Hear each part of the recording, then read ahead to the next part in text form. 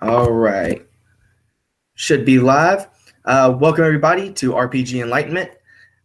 This is the first session of Shadows over Raiva, which is a campaign that we're going to be doing. And it's really kind of devoted to you, the viewers. So, you know, as things go, you can comment on it, leave things in the chat, and during a break or something, I'll answer any questions that you might have. So I'm Jim, and I'm going to be the DM for this.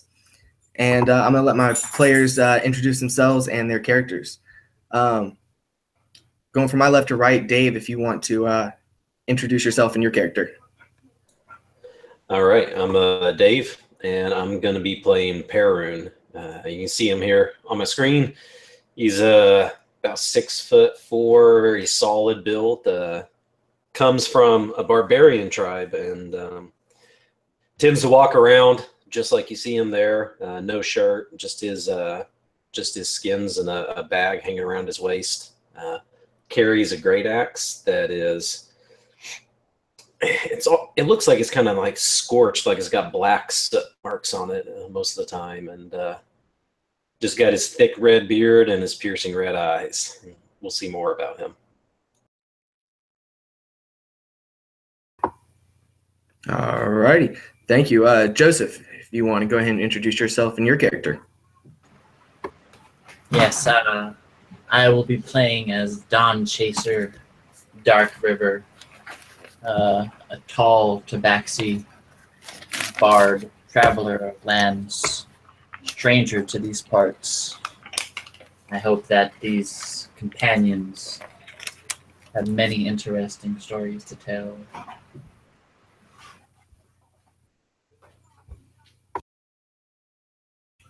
Alrighty.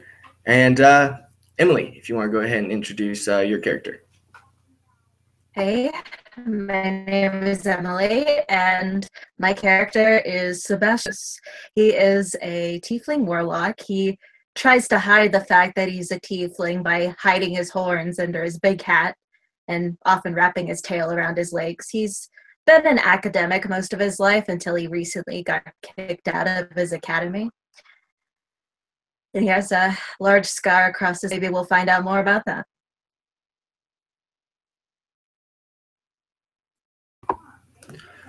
Alrighty. So now that we kind of an idea about the characters, we're going to jump right into it. So this first section is called Flames in the Night. The lands of Rivera are peaceful, quiet, and homey. Every village, town, and city open their arms and homes to every estranged traveler that happens to wander in. The ground is fertile, yielding a vast amount of fruits and vegetables, as well as raising cattle and hen, and every type of animal that you could think of. Not a belly goes unfilled, and not one man, woman, or child lay stirring in their beds of fear for the danger that lurks in the dark. King Augustian, ruler over Rivera, is loved by his people. He spends most of his days out amongst the common folk, laughing, living, and even known from time to time to get his hands dirty. Unlike other rulers, King Augustian doesn't dress in silken robes lined in gold and encrusted with gems. No, his dress is that of more a common noble. 15 years ago, King Augustian founded the White Hand of Raiva. The White Hand is the king's most powerful knights. They are tasked with protecting the kingdom. They patrol the common streets, outer forests, and destroy any threat that would descend upon the citizens before they even took a step onto Raivaian soil. But tonight, far to the outer farmlands, just on the border of this great and prosperous realm, The sound of screams and crackling fire fills the normally silent night. And that is where we find our traveling group of individuals.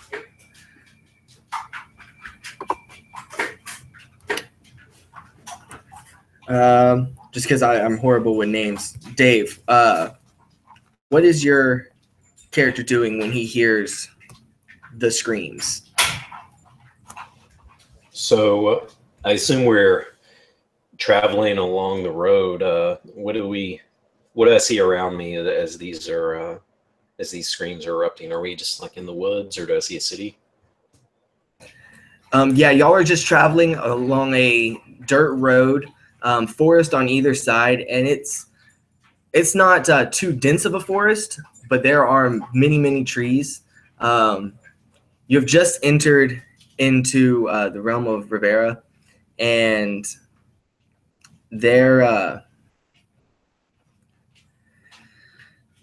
no cities as far as you can see. There's not been really anything as far as y'all have been traveling. This is your first time in this realm. I'll actually let you tell me how long y'all have been traveling for. Yeah, so I'm not used to traveling in these wooded terrain anyway, and I've just been 3 or 4 days traveling with this group, so still not totally at ease. You hear me just kind of stop, and I gesture back as I walk kind of ahead of the other two. Do you hear that?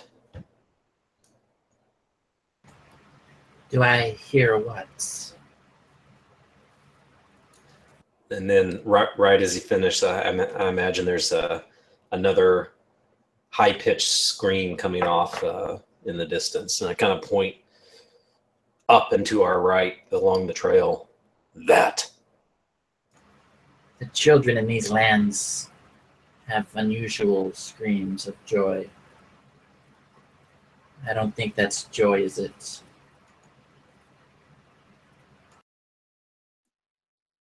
And Dawn, you hear a voice in your head, the voice that you have come to know as Sebastian.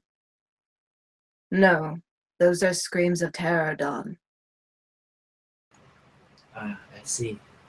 I suppose that it would be rather heroic to chase after those screams and save, or at least view, the last moments of the departing.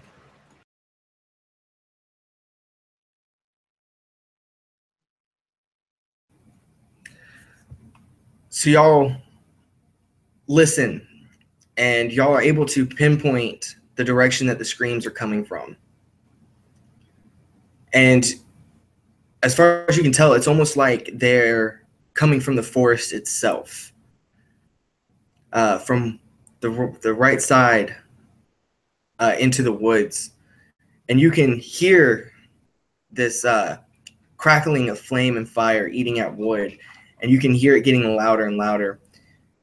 And as longer you listen, the more you're able to actually distinguish that there are two sets of screams. One are screams of terror, and the other are very barbaric yelps of almost anger and excitement mixed into one. And I just need to know, are y'all going to make a beeline for this, or how would y'all go about it?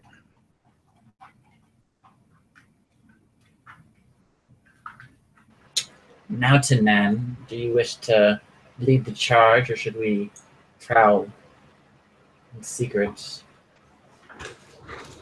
Yeah, as we kind of lock in the location of these screams, you see me exactly like you see on the screen here. I just kind of pull the great axe off my back and just stride forward, off the trail through the forest, kind of breaking branches, walking straight towards it.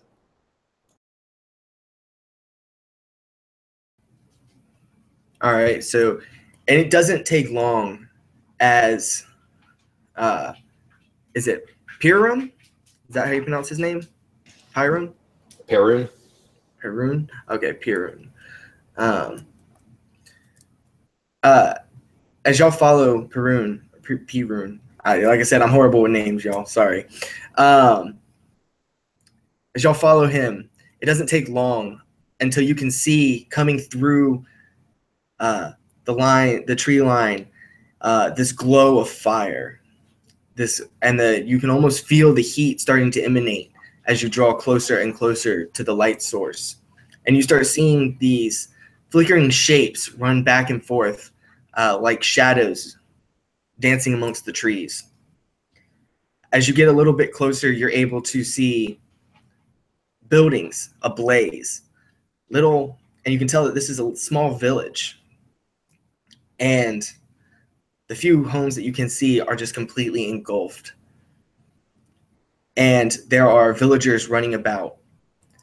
And amongst the villagers, there are these barbaric-looking men that are swinging swords left and right and just hacking people down.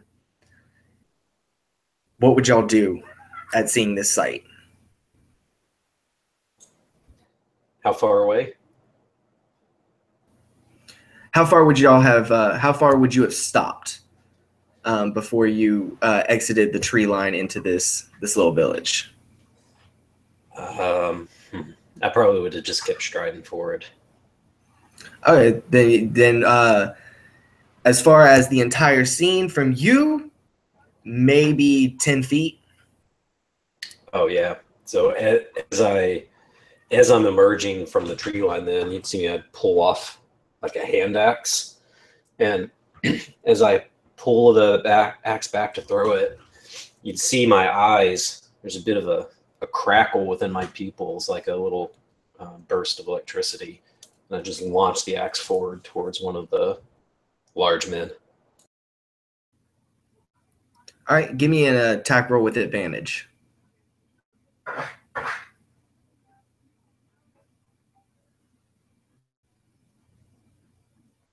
That's a whopping 13. That is enough to hit one of these men. Go ahead and roll damage for it. Ooh, 9 damage. All right. And you tell me, it doesn't kill him, but how does it hit him? Describe that for me. They have swords or axes. What are they using to cut them down? They have swords. They're not carrying any kind of shields or anything. And from what you can see, they have some of them have 2 swords, some of them only have 1. So I like to think one of them is raising his sword to swipe at a lady who's just cowering for him.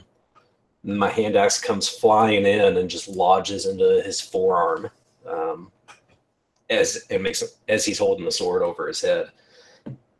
And I would just keep striding forward there, starting to pull my great axe up as him and his friends are now looking at me. And you see another smile as my eyes do a little crackle. And seeing Perun jump into the fray, Sebastian would kind of gaze into the crowd, and you see his hands start to crackle with a powerful blue and black energy. And as soon as one of the attackers turns to see who hit his friend, I throw an Eldritch Blast in his face. Alrighty. And was that the one that I'm sorry, I may have blanked out for that one. Was that at the one that Pirun hit, or was that a separate one? It was a separate one, Okay. guy like next to the guy that Perun hit. No problem. And just, I don't have a lot of experience playing Warlocks. Is Eldritch Blast auto hit, or is that roll for attack? It's roll for attack. Okay, yeah, if you can roll for an attack for me. And that is an 18. Oh, yeah, you're going to hit. All right. So, yeah, roll damage for me. Where is my d12? Oh, there it is. All right, that will be 7 force damage.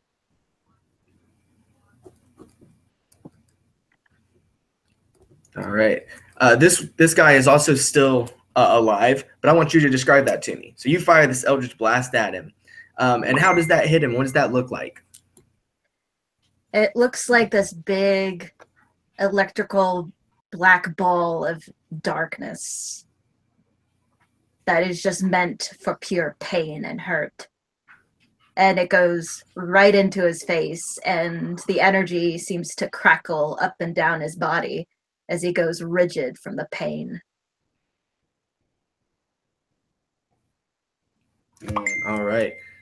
Dawn, is there anything that you would like to do before these guys really start to notice that they're being attacked from the tree line?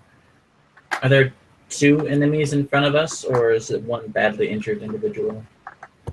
There are actually 4 individuals. They're just kind of running about. As far as that you can see, 2 of them have been attacked. One by Perun, like I said, horrible, and one by Sebastian. I look to the individual in front of Perun, and I just whisper slowly underneath my breath, "Run, run, run, or you'll be well done." And he needs to make a wisdom saving throw.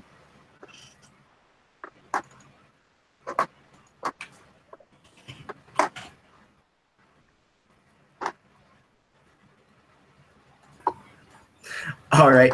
That's going to be a whopping 3. With that, the individual is forced to flee as his reaction, and he also will take 3d6 psychic damage.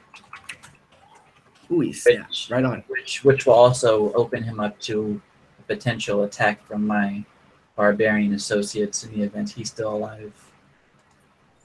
All right. Yeah, if you can roll that damage for me. Yes, the damage is 10 psychic damage. All right. And just to make sure I'm correct, that was the one that was hit by Perun. All right. So what does that actually look like as he drops? He sees this barbarian in front of him. He's worried for just a moment, but as these words reach him, you just see him clutch his head, and he just cries out, and you see the blood dripping from his ears. And you see him to die of terror from the mighty barbarian in front of him. Right on. All right. So at this point, y'all have kind of been noticed, especially dropping one of these raiders. If everybody can roll initiative for me. Can you describe these houses for us as we roll? They are very small, 1-story wooden structures. They're wooden houses. It's a very small kind of village. You would know that the further on the border of the realm, or of really any realm that you get, the more impoverished, I guess you could say, the communities become. And this is literally right on the border, Rivera. So they are essentially the lowest income. So they have very simple homes made of wood. And, well, at once were made of wood. Now they are very quickly burning to a crisp as these fires spread. Does it sound like people are still inside the houses at all? It's kind of hard to tell over the crackling of the flames, as well as the screaming that is still going on from the villagers that you kind of see running around. And on that note, if everybody can roll me a d4, and then just let me know what you rolled. We put our initiatives in chat in case you didn't know. Yep, I got you. I rolled. Appreciate it. Okay. Who has the highest passive perception? I have 14. I I think have yours the might be the highest 9. then. Yeah. Okay. So Don, you're almost subconsciously being able to take in the scene as far as a whole. So you're able to notice and kind of count how many villagers you're able to see, and you're able to see 8 individuals, villagers running about. And as the more you kind of look, you're able to see that 5 of these raiders kind of running around chasing them, although 3 of them have noticed you completely and have turned to kind of walk towards you. I just need to roll for them real quick. Oh, God. Okay. So the raiders will be going first.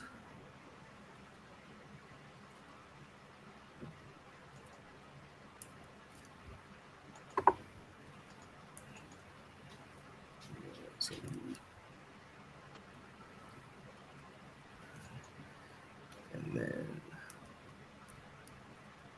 Sebastian. Okay. So this raider that was struck by Sebastian's Eldritch Blast kind of shakes it off and zeroes in on Sebastian and comes running towards you like a madman, just screaming at the top of his lungs. And he's got his sword held up over his head. And he tries to take this very wide swing at you.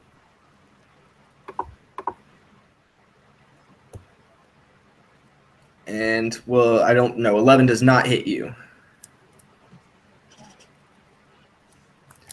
So he tries to swing. How would you have defended yourself against this swing? I would have stepped back so he would hit a tree instead of me. Okay. I like And that. now So, his yeah, sword so, is kind of stuck in there, and he's like, eh. yeah, that's exactly what I was about to say. Right on. So, yeah, so he goes to try and swing at you, and you move to the side, and he's just in this kind of rage. He just swings straight into this tree, and his sword is lodged into it. Another one kind of turns towards Perun and tries to take a slash at him. And that will more than likely miss with a 6. So how about you telling me how does that look as he just because slashing wildly at you, and how are you avoiding these? I actually with my axe there, I just kind of cross it on my body and just let his blade slide directly into the middle part of my handle.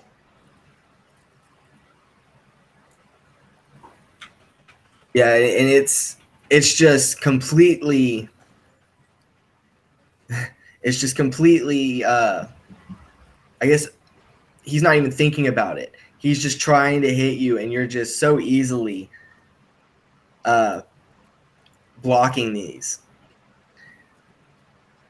And the last one actually raises. He kind of steps out from next to a building and raises a light crossbow and aims it directly at Dawn. And let me just make sure I got that right. Okay.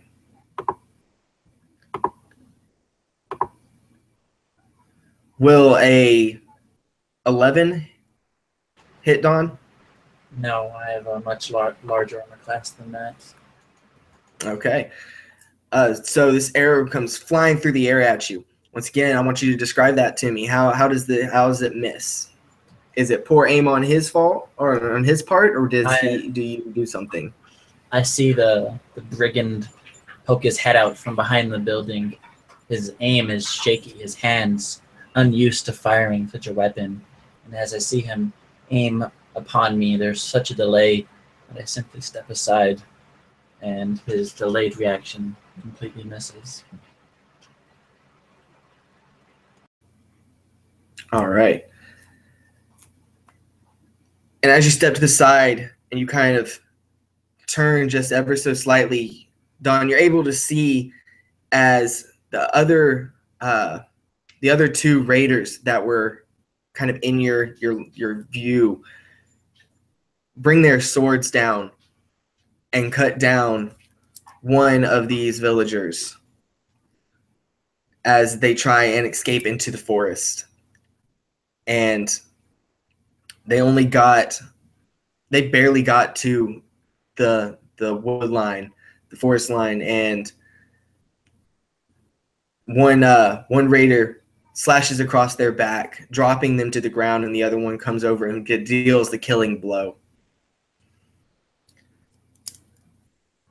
Dawn, it's going to be your turn. What would you like to do? Dawn looks ahead, seeing these two individuals in front of her. She quickly darts off to the side, breaking line of sight with the attacker with the bow. And as she does so, you see her pull out a rapier. And as she's running past, out of the sight of this attacker, she lunges forward, stabbing at the individual who attacked Perun. That'll be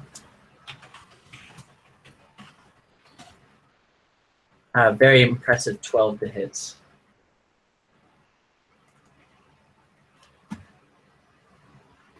That will hit. Right, you see this cat person awkwardly kind of trip over their feet a bit, perhaps a bit unused to such deadly situations. But regardless, the blade strikes true, doing 9 damage to this individual. And as that blade strikes into him, Perun, you hear another voice in your head. Perun, this coward kneels before you. You see his life leaving you. And you can have a D6 Bardic Inspiration. As Dawn hides behind Perun, using him to block the line of sight of the crossbow attacker. All right, and Perun, it is your turn. All right, so with this guy, how far is the crossbow guy? He is about 15 feet away. Okay. Yeah, with this guy in front of me, I just look down and I'm going to go for an attack on him. That will be a 21 to hit. Oh, yeah, that's going to hit. All right. For 10 points of damage. All right, what's that look like as you drop this raider? Nice. So actually, seeing him drop to his knees, you see just a small sneer on my face. So I just have the butt of the axe and just slam it directly into his face. Just like shattering his nose into his head. And I will, because I've got the Great Weapon Master, you see me, I'm just going to step over his body and go forward the rest of the way, kind of slight jog. This will be the first time anyone in the group has seen me jog towards the guy with the crossbow. You see me just do another wide swing at him. Yeah, critical fail. Ooh. All right. I will give you the opportunity to tell me how bad that actually, what happened.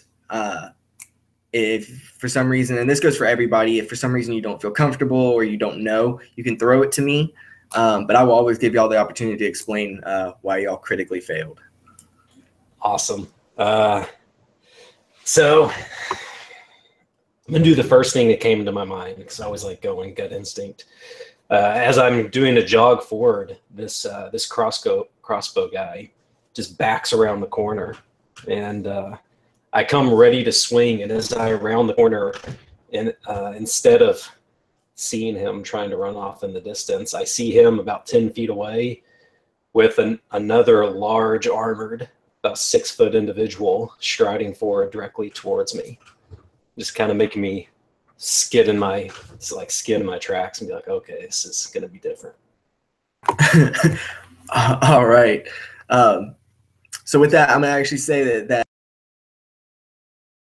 y'all notice that a sixth individual has kind of made an appearance, almost like he stepped out of the flames of one of these buildings.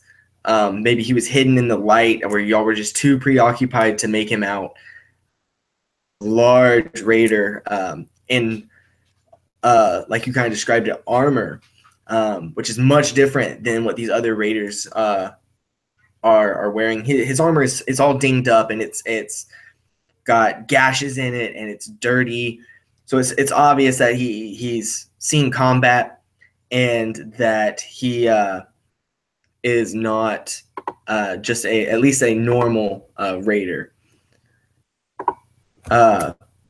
Sebastian, what would you like to do? Sebastian would like to run up behind the raiders that are chasing people around and try to get into a decent group of them, like maybe 2 or 3, and just have a 10-foot range, just with that they're within that range, and not hit the villagers. I would like to cast Arms of Adar. Isn't one of them on you already? Oh yeah, but I'll take an opportunity attack from him. Okay. He's a bit of a dummy. I'm not interested in a tree whacker.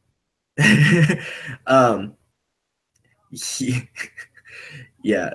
So we'll do that opportunity attack real quick.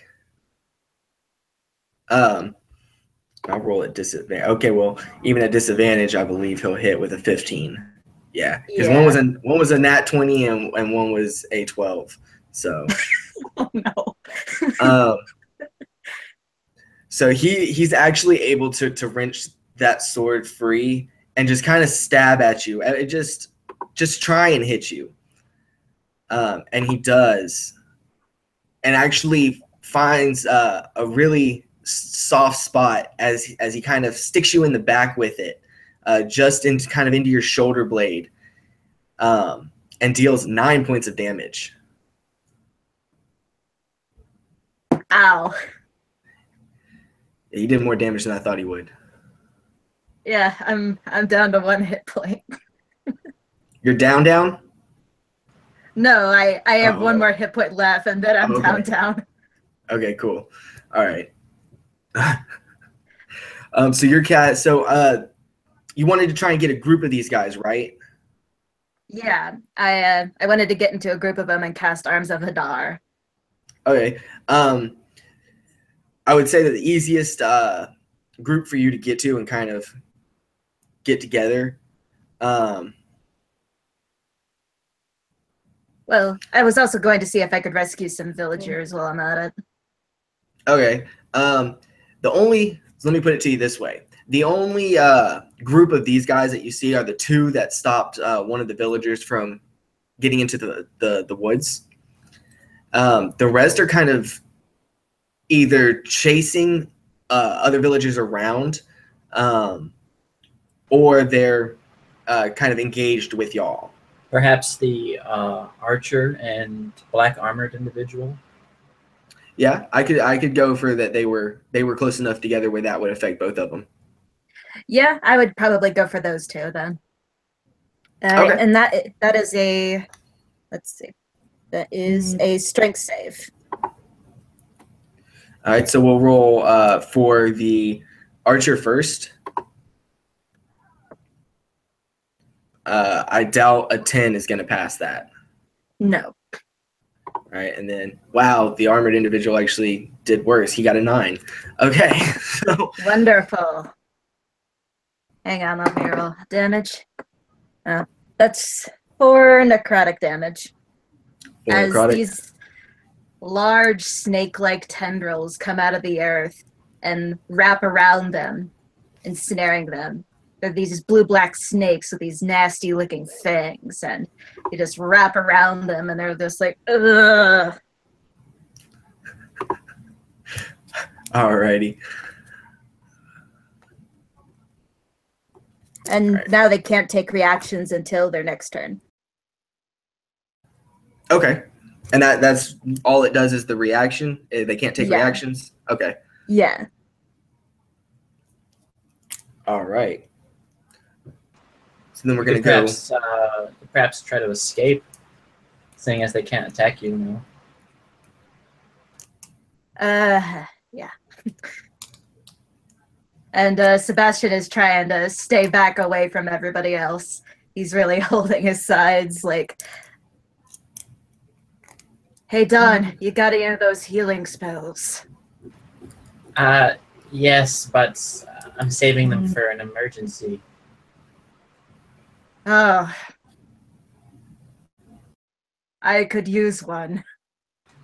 I will keep that in mind. I have other things to manage right now, though. Okay. And as you're kind of you're asking Don about these healing spells and worrying about this injury, you can feel that wound almost leaking blood, and you can feel it starting to soak the back of your shirt and starting to drip down your back. And as you kind of look over, you're able to see that raider that caused this injury looming over you and with his sword held high, about to try and bring it down on you to deal the finishing blow.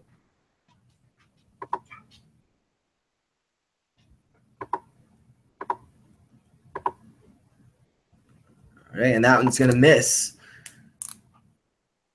So how are you skillfully going to dodge this attack from behind? Well, this guy is still clumsy when he's full on swinging at me with a sword. And I sense it coming, because he's been after me for a bit. And I duck down and tumble, and I am on one knee as I'm struggling to get back up. This was such a bad idea. This is what is in his mind. Why the hell did I do this? I should have just kept walking.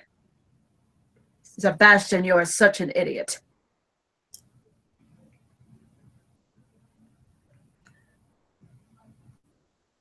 And as Perun, you were originally squaring off with this large armored individual. You saw him step out, and then Sebastian cast this work of magic, and these snake-like tendrils have come up and wrapped around him and the archer.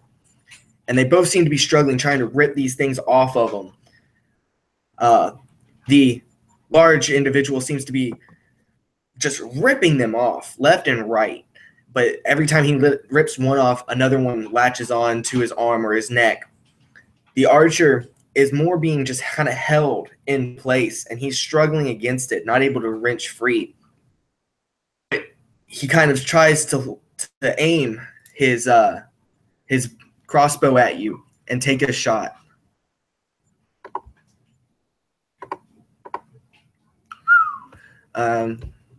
That's going to be a 16 to hit. That's just what I needed. Alrighty. So this arrow zings through the air and deals 8 points of damage as it sinks into your forearm.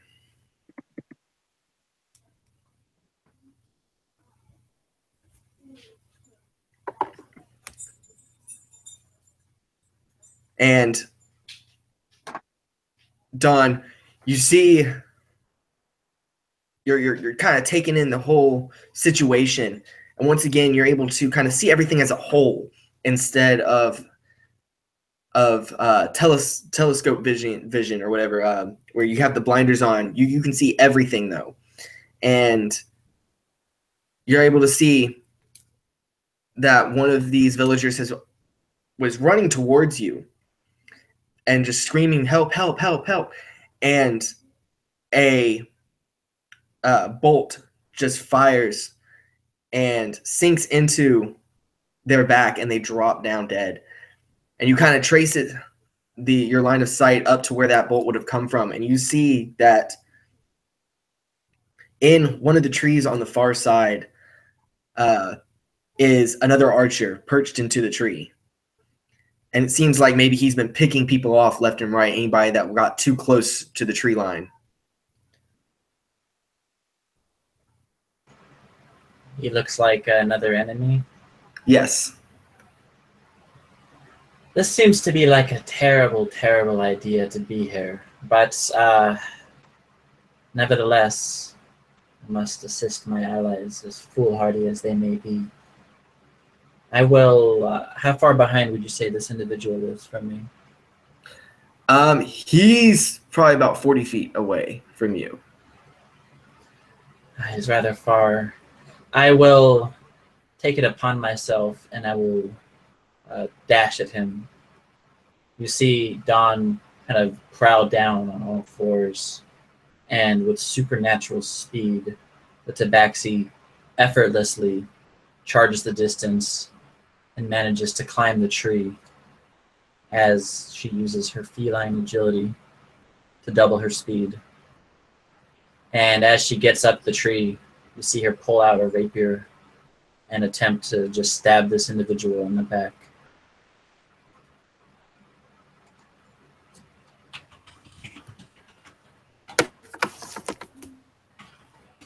All right. If you could just give me... Oh, sorry. Go for it. There's a 20 to hit. Oh, yeah. And that is 10 damage as you just see this tabaxi just stab a rapier right through the shoulder blade. You see this long, thin blade just burst out of his shoulder. All right. Yeah, and this actually takes him by surprise. He maybe was focusing on something else, sweeping his gaze, and you just happened to slip in between his movements so that he actually didn't see you coming or see you climbing the tree. Maybe it was you were too fast. Maybe you were kind of hidden amongst the chaos that was going on and the flames. Or maybe it was something else. But something somehow allowed you to get up the tree and behind him. And as you stab it and plunge this dagger into his skin and through him, he screams in pain. Just, ah! And goes to grab for the wound. And as he does, he falls out of the tree and lands on the ground. If you can give me, just give me a strength check, just straight strength. It's a 10. 10. So you're able to kind of hold on to your dagger as he falls. So it almost like wrenches out of him as he tumbles down to the ground. You can tell that he's still alive, but he is not looking okay, especially from that fall. Yes, and I just circle around the opposite side of the tree as him. That's it. All right. Perun, I want you to tell me, what weapon does this large armored figure have? So as he's ripping off all of these different tentacles, I imagine he gets frustrated eventually, and he starts to pull off like a 5.5, 6 foot long greatsword off of his back. And seeing this, I reel back. I had blood rushing down my forearm now, and again, you see a brighter crackle of energy in my eyes, and then it spreads down my arm, and if you were to see, you could see a red crackle going to my great axe. The great axe starts glowing, and that's going to be my -5 to hit for some extra damage. Oh, nice. That will be 22 to hit, right? Yeah.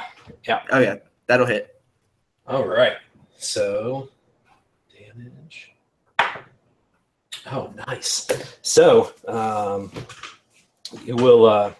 I don't want this guy to get his greatsword out. So you see this glowing this glowing axe. I go for just a horizontal swing, and as I yell, you hear, "No more!" And with the more, it kind of, yeah, use your inspiration. Thank you. With the, when I say more, it's kind of like a thing of thunder cracking. And I just impact him right at his throat above the armor for 25 points of damage. Ooh. Oh, snap. All right. 25, right? Mm-hmm. Thank you for the inspiration. And you bring your axe up. You nail him right in the throat. And it's actually like in that place between where like the helmet would meet the actual like chest plate part of the armor. And it just sinks right in between them. And you actually see blood start to come out. So you know you've struck. And you actually don't feel, I'm assuming you've cut down people before. You've been in battle before. You know what it feels like when you deal that killing blow and they're the weightless, or I should say the more weight that actually comes from a dead body.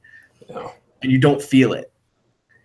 And he just still stands there. And it's almost like it causes him to stop what he's doing. And he just looks kind of down at you.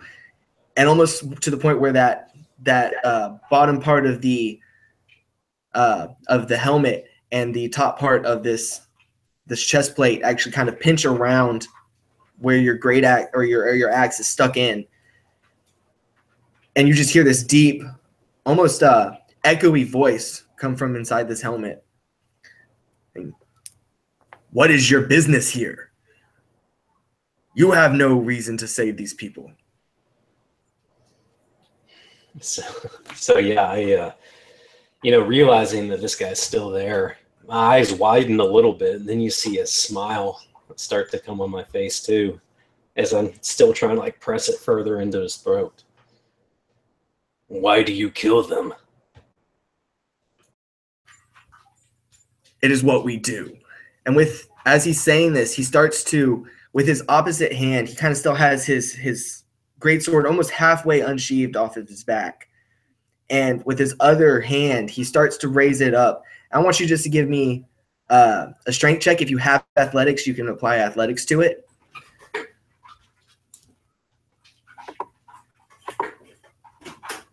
18.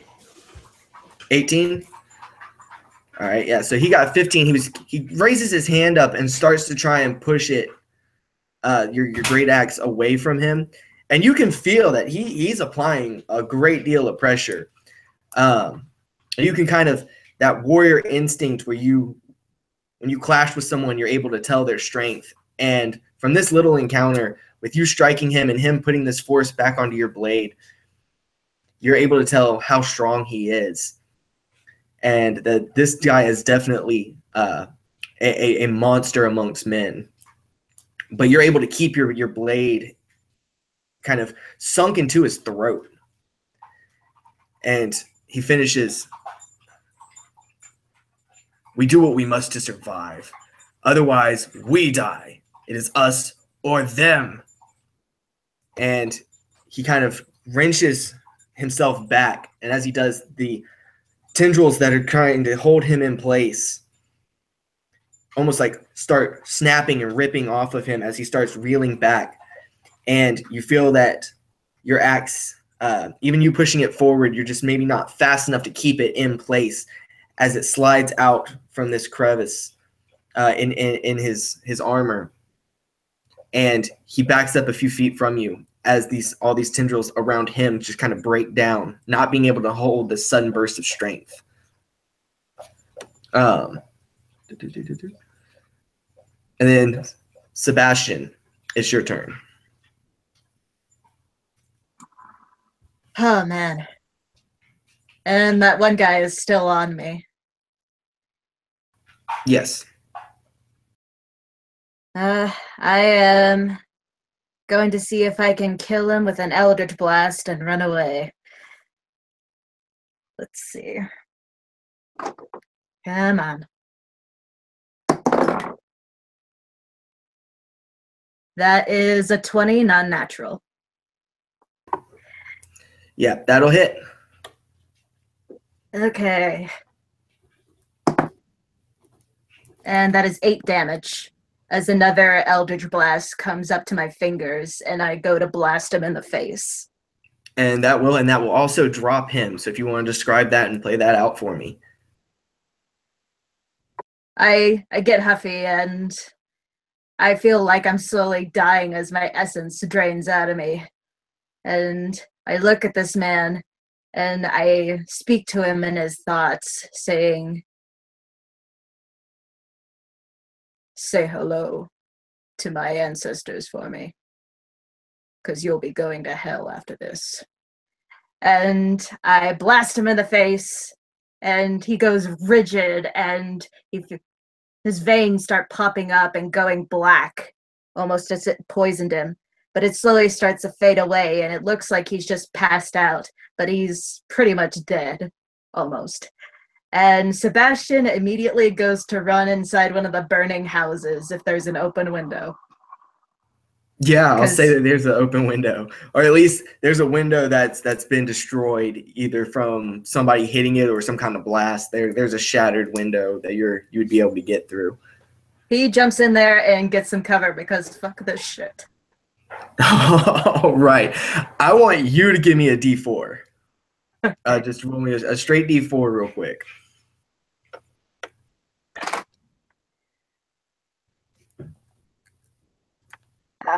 Hang on.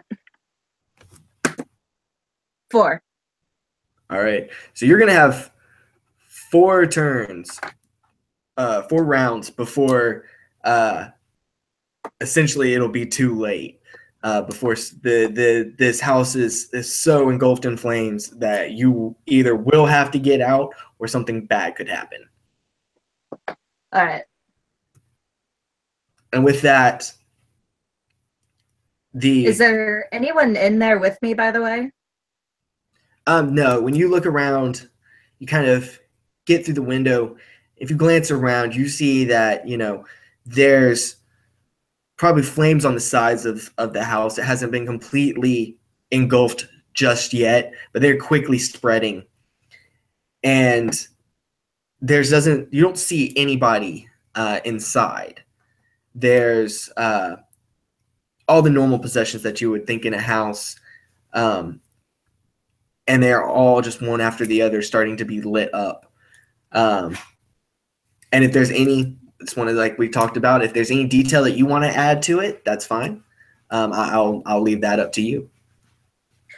Yeah, there's a few tools around the house. It's apparently some blacksmith's house, and in the corner I can see a few of his kids' drawings hung up, and there's a picture of Daddy and a picture of Mommy, and the Y's are backwards. And there's a happy sunshine, and it's slowly starting to get licked by flames. And there's not really much of any value, but you can tell that families are being destroyed in this.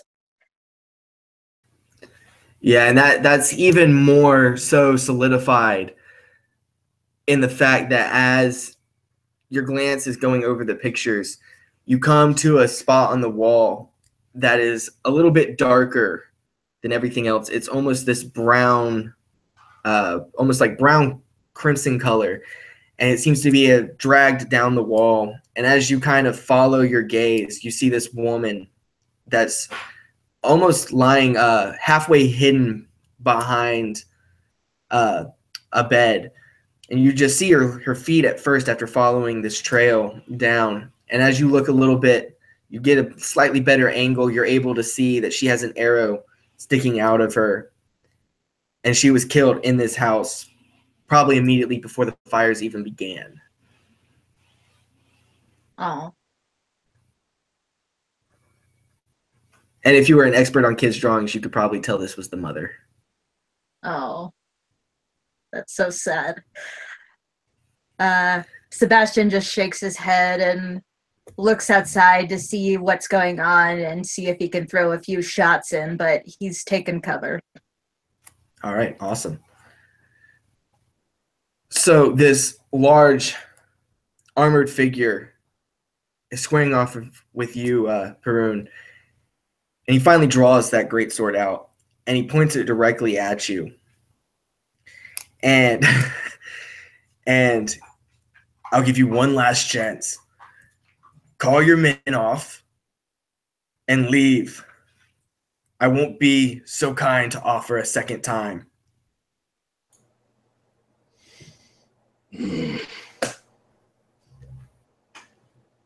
Very well. I'll turn my back and start walking away. And what would be going through Perun's mind at this point? Well, I'm trying to make up my mind if I actually want to stop or not, but at the very least, I'm getting some distance from him. As I'm walking out, I'm really tempted to throw an axe at that archer who shot at me, but I see Sebastian pretty beat up. I can't see Dawn right now, so I just stride out, and you see me kind of walk over towards Sebastian and kind of like pick him up and start walking towards the wood line. Now, Sebastian's, you would probably see Sebastian jump into the window about this point. Yeah. Yeah, I forgot.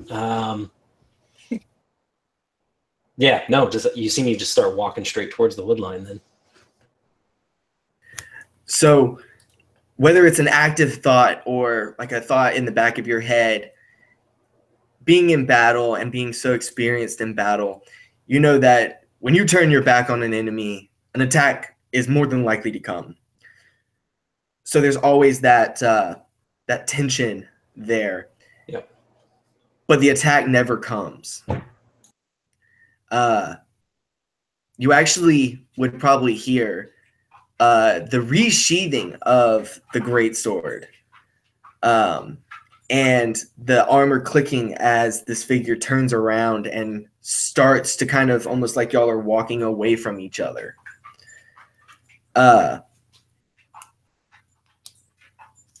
And I actually didn't think it was going to be that easy to persuade you to go away, but okay.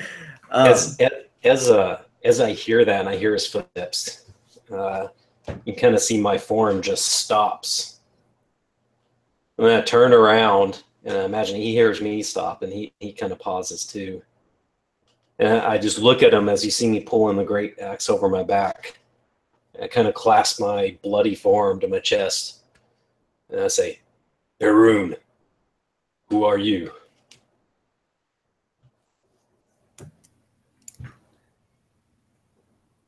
And he would stop, and it would be almost like a silence that lasted longer than it actually did. And you could probably tell that he was debating on whether or not he actually wanted to give his name or not. And then finally, he says it normal, but to you, it was louder than the crackling of the flames and the few screams that are still left. And I actually want you to name him, since this is kind of your creation. Oh man, I was sitting there waiting for one of yours. All right. I mean, if you want to throw it to me, I have an idea, but yeah, go for it. That way we can stick to your kind of convention. Okay. So you hear in that deep echoey voice, "I am Tugar." So as I hear that, you see me kind of like turn my head down a little bit. And I wipe my arms, gathering up a lot of the blood seeping from my forearm. And you see me just like smear it across my blade. And then I nod and just turn around and walk back into the forest. All right. So as long as you're cool with it, we're essentially going to take you out of combat. But at any point, theatrically, if you want to re-enter combat, that's cool by me. Just chime in and and Cool. we'll figure it out from there.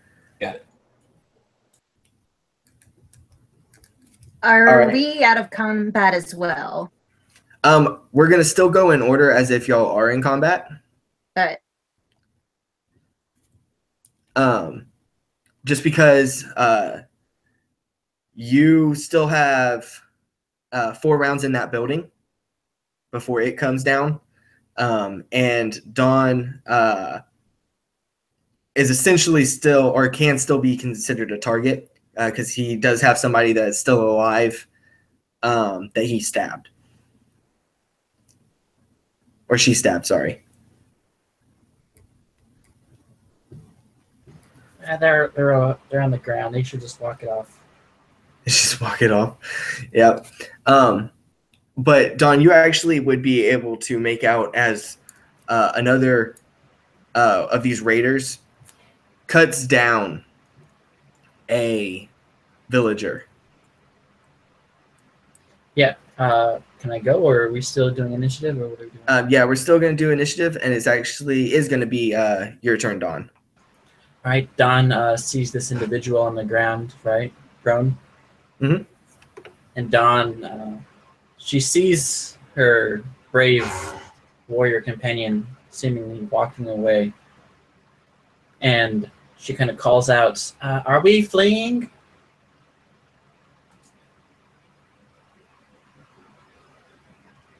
I'm sure he probably doesn't like that word, but no, that's kind of right as I'm entering the wood line. You see me just look her direction, and then I just kind of turn my head and walk back into the wood line. And as she sees that, if you know Dawn at all, she doesn't always speak the truth and act fairly and normally. But as she's standing on the tree branch above the prone individual, she finds a very loose spot, and it coincidentally happens to snap, and this tabaxi falls right on top of the individual who's prone. And as she's falling, she tries to stab this guy in the back by accident. Oh no! And let me roll that real quick. That's a 20 to hit. So you basically see this tabaxi step on the wrong branch, and as she does so, the branch collapses and she acts surprised, only to fall and land on top of this individual, her blade piercing him from beneath her body. "Oh, I'm so clumsy. I'm sorry, guys." And she looks around, picks up his crossbow and his bolts, and wanders off. All right, give me a D8 roll to see how many bolts you get. It's definitely more than I have right now. 7. All right, so he has 7 bolts left for this light crossbow. Yeah, I'm guessing he's dead, but I can roll damage for you. Oh no! I mean, I'm pretty sure you'll kill him. He has 2 HP left. You're gonna kill him. So if you want to play that out for me, how do you fall on him that way that kills him? So if you're watching closely, she looks and finds the thinnest branch above him and purposely steps on it. The branch snaps and she falls, and uses the dagger to help brace her fall. And it just accidentally severs his spine. And she kind of pats us back and casually walks away. Yeah, as you look up, you're able to see, like you look up, you pat his back, and as you look back up again, there's another one of these raiders kind of standing there, like wide-eyed, looking at you, like he's not sure quite what happened. He fell down. I think he broke his leg, guys. Definitely broke his leg or his back. I'm not familiar with human anatomy. You guys have the backs that are on your back, right? So he doesn't respond or anything. He just looks at you real confused. and then like a light switch, he just ah. And we're gonna go over to Sebastian and find out what Sebastian is gonna do. You're in this burning home. You've noticed the dead mother on the floor with these children's drawings on the wall above her. And as you've kind of glanced around, you don't see anybody else in here.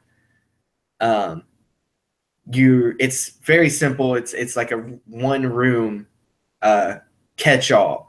You see a small little fireplace. You see a couple of beds.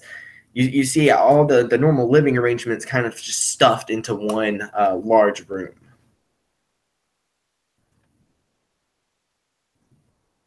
So what would you like to do? Seeing Perun just walk away, I'm in full agreement. I want nothing more to do with this. I'm not a hero. I'm just an academic. And I glance back to the woman, and I politely like lay her out on one of the beds in a funeral pose, and I pluck the arrow from her breast, and I consider studying later, and then I bail out of the building and I run after Perun. And I say, I look to I look to the tabaxi and I say, Dawn, quit playing around. We need to get out of here. I apologize. These trees are so small and weak. Forgive me. And he is running. I kind of like the idea of, and we're just going to kind of essentially role play and just flavor this out. I kind of like, we cut from the scene from Dawn looking up and talking about human anatomy and not being familiar with it, and this guy just hollering with his sword overhead, and cut over to Sebastian, and Sebastian leaving the building to go and kind of exits right where Dawn is. And I kind of see this man either passed out or dead, and I want you to explain to me how Dawn either took out this man, or at least what Sebastian sees as he exits the building and Dawn comes into view.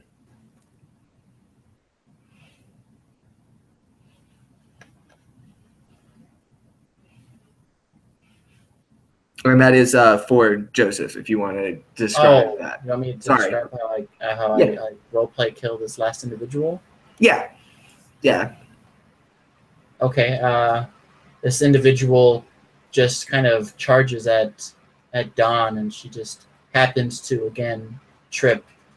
Very planned, of course, but she trips, and he just happens to fall on her blade. The tabaxi doing very little on her own to accidentally kill this individual. Oh, I'm so clumsy. You should not stand. Oh, wait, no, it's inside you. I'm sorry. Better luck next life. Sorry. And she just gets up and runs away. All right, and were y'all going to be heading in the direction that Perun went, or are y'all heading in a different direction? Absolutely where Perun went. Okay, just wanted to make sure. So, Perun, how far into the forest would you have gone, or would you have just kept going? Yeah, at the very outskirts. You would have seen one of the dead villagers. As I was walking, I would have reached down and like kind of ripped off his shirt. And as I'm tying like a tight bandage around my arm, I'm just walking like back the direction we were originally heading. All right, so y'all would catch up to him. Oh, go for it. Yeah, not too fast enough where they can catch up. Okay, yeah. So y'all catch up to him, and I'm pretty much going to throw it to y'all, and to do any kind of role play that y'all would like.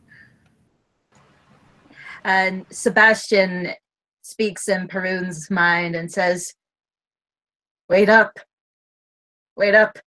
I've been stabbed." I'll kind of just come to a stop and sit on a fallen over tree as I wait on them. And Sebastian trips over a fallen log. And he's lying flat on his back. As Sebastian's laying there, I throw the remnants of the shirt onto his body. Patch yourself up. Yes, Sebastian, we've all been injured, and you look and you see Dawn's arm is just covered in the blood of the people she killed. We've all been badly injured. Are you all right? You look like you let that guy stab you in the back.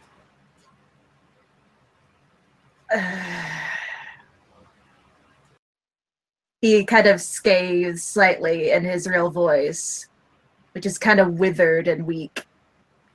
And he speaks in your mind, saying, "Heal me, please." This does bring up a question I must ask you, Perun.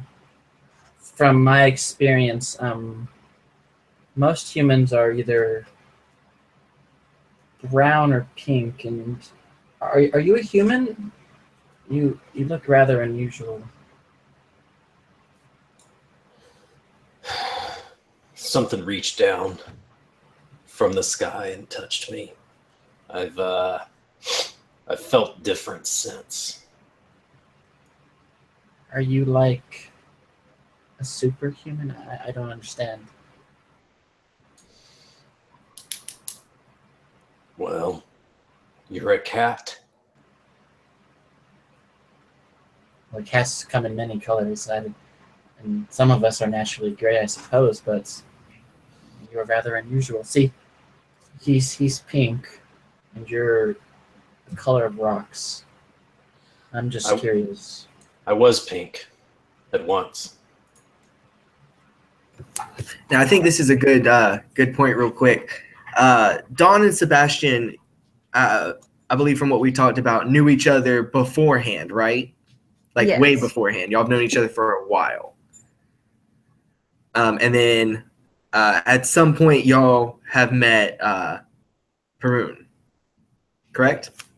Yes. Yeah, I believe we kind of met on the road and just ended up walking together. Like, oh, we're going the same direction, huh? I healed him once, and he decided that was a worthwhile skill to have. Yeah, I was. We were on some deep country road, and as they were traveling along, they saw me dragging my axe, kind of bloodied with just a huge gash along the back of my shoulder blades. And as I felt this energy coursing on my back, closing the wound, I turned around, and over the past 3 days, I haven't spoken to them much, but anytime we're in camp, I just kind of sit and watch as they do something magical. I sit and watch intently, just kind of fascinated.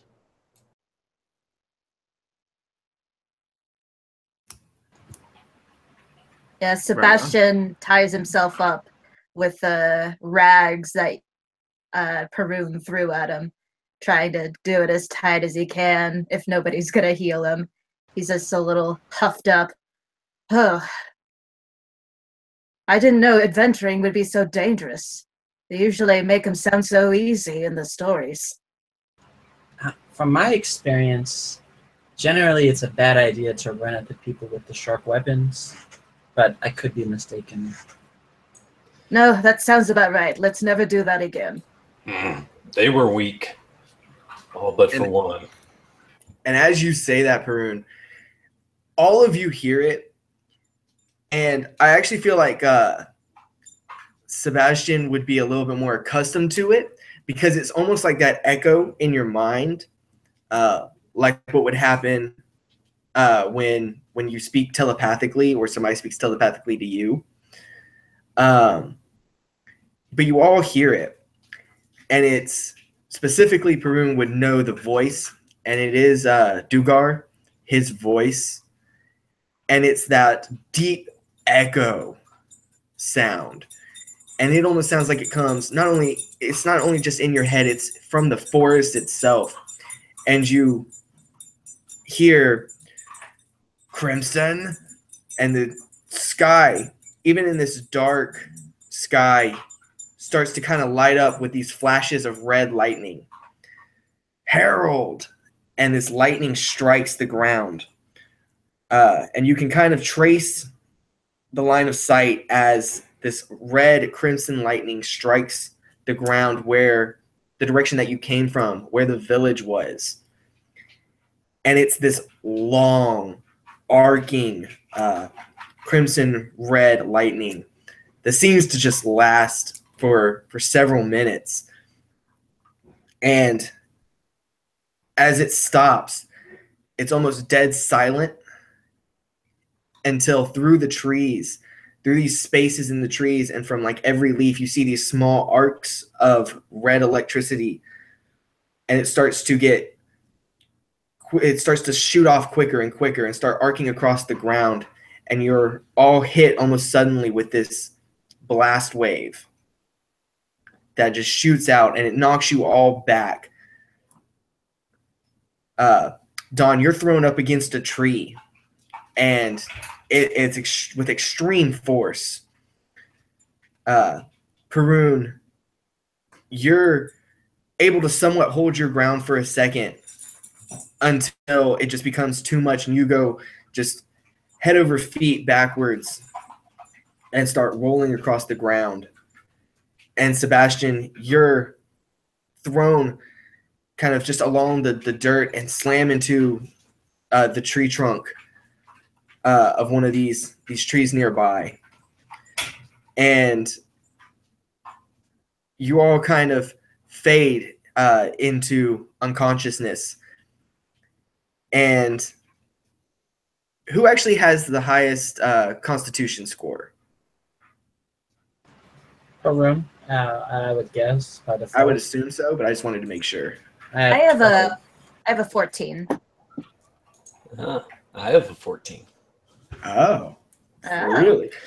So I'm going to say that you both actually are able to stay conscious a little bit longer, and you're able to, as you're kind of trying to force yourself to stay up, maybe even trying to force yourself to your feet, you can make out the smoke and the dust that's kicked up from whatever this was. And as it starts to settle, which only takes a second, you can tell that there's almost a clearing that stopped only feet from y'all. That trees were just pushed aside. Dirt and chunks of earth were overturned. There is almost nothing left. It looks like almost a barren wasteland. And then you fade back into the darkness of unconsciousness. I'm going to say that we're going to take a little break real quick. If y'all need to go to the bathroom, smoke a cigarette, do anything like that, and then we'll come back and pick up from there, okay? I will agree to your terms, Dungeon Master. So, like a 5-minute break, and I'll see y'all back in a second, okay?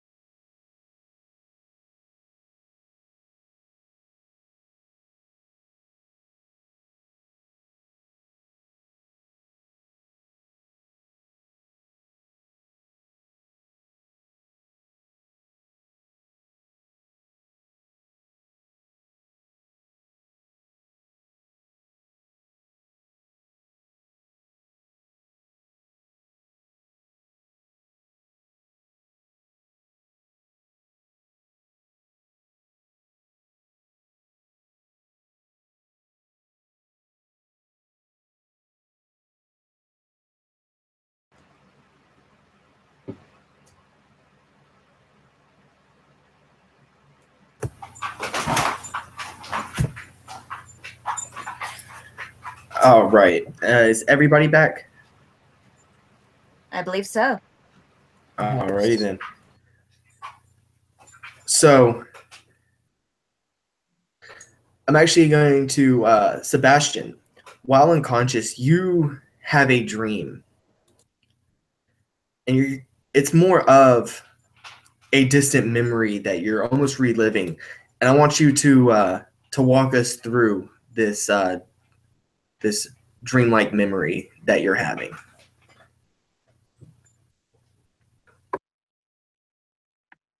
Well, Sebastian is remembering his old days at the academy. The widening stairs, the old brick and stone, the statues. It isn't quite the same layout as he remembers it in real life, but he knows it to be the academy where he's always known. And he's running up and down the stairs, trying to catch a few kids that are running around. It's like everyone says, "Run! It's the devil! He's gonna get you! He's gonna get you!" And Sebastian is a little boy, and he's like, "I'm not a devil, I'm a tiefling!" And they're just like, "Same thing! You're still from hell. Come on, guys, I'm not that bad. You look pretty bad." And one of the professors comes forward and says, "All right, kids, settle down. Go back to your studies." And there's one individual specifically that is kind of egging on the rest to call you these names and to call you devil and to say that you are from hell. And this one individual is one that constantly does this to you. They always seem to turn people against you. Every time you've started to try and make friends, maybe even have been successful, this individual has done something to cause those that have started to grow closer to you to drift away. If you will, if you'll give me a name and then just give me something about this individual. His name is Ainsley, and he's a little taller than the rest of the boys. He had a bit of a growth spurt at an early age, and he has freckles and a pale skin and red hair. He would seem to be the kind of guy who could get made fun of because he's a ginger, but since there's a tiefling running around, he kind of directs all the attention on me, so he isn't made fun of. All right. And you're kind of reliving one of these embarrassing and painful memories of people being just cruel to you, especially this Ainsley. And you're almost jolted awake. And as your eyes snap open, you find yourself in this bright room. And one of the first things you notice besides the bright light is that what you're laying on isn't hard like the ground. It's actually very comfortable and very soft. And as you start to glance around, you can kind of tell that this is almost like an infirmary area. That you can see that there's a couple of desks, there's several beds, there's some medical supplies in a cabinet, and you probably can associate it with maybe the infirmary at the academy when you were one of the days that Ainsley had gotten several of your classmates together and they threw rocks at you and actually caused a bit of injury, and you had to spend some time in the infirmary. And that's kind of what this reminds you of. And as you're glancing around, you see that your two party members, your two companions, are also laying in beds. as you start to kind of get up, you feel that pain. You wince from the pain in your shoulder, and you realize that it's bandaged up, and that even though it hurts, it doesn't hurt nearly as bad as it did when it happened. And you can tell just from the glancing around that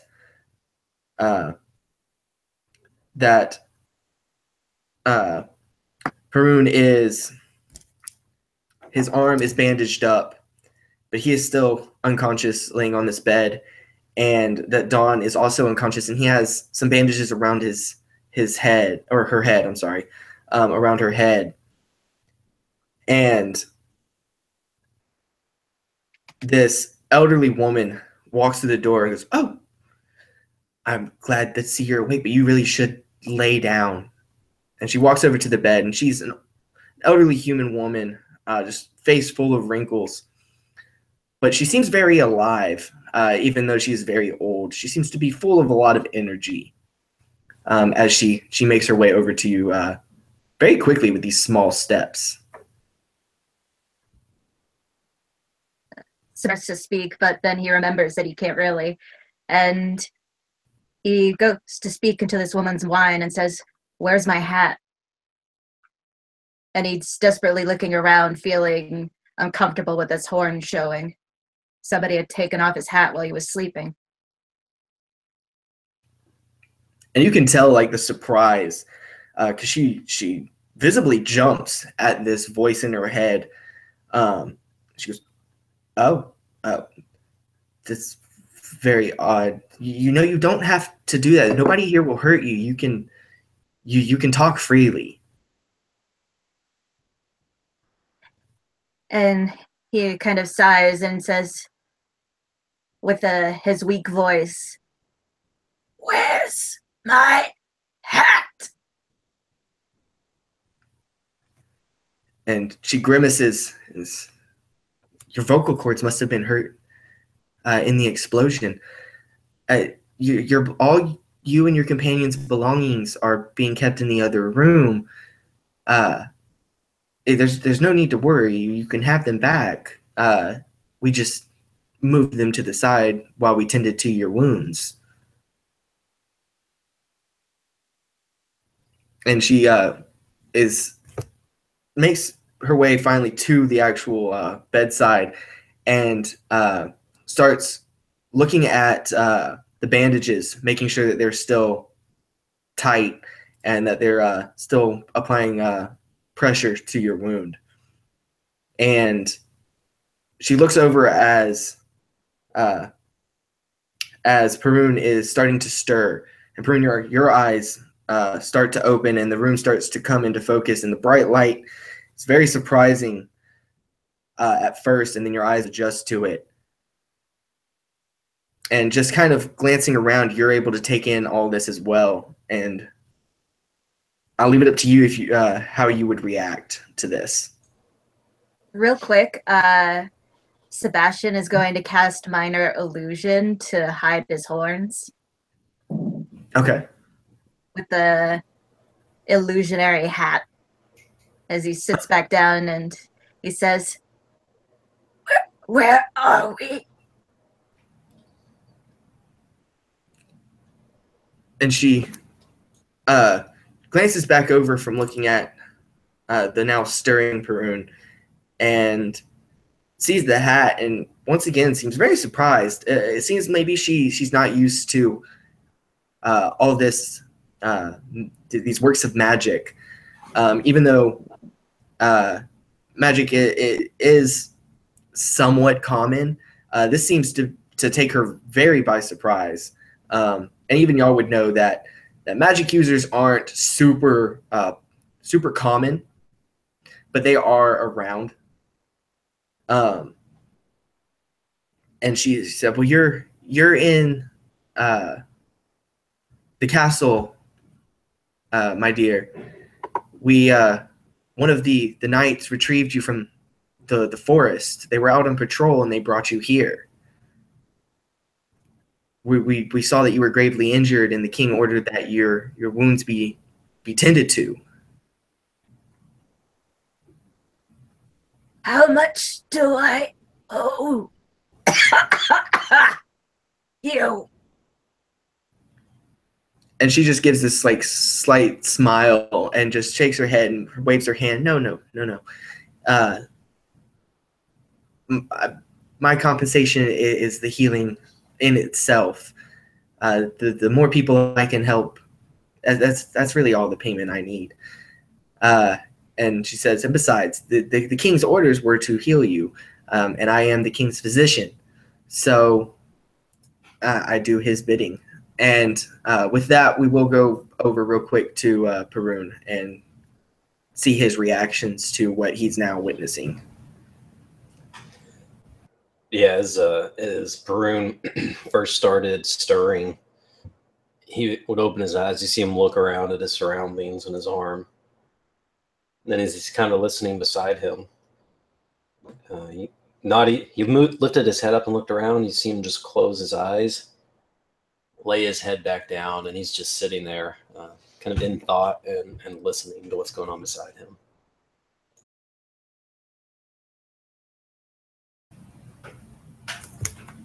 All right, so so she's told you that that she needs no payment, and that she's confirmed that she is the king's physician, and that by his order she was to heal y'all.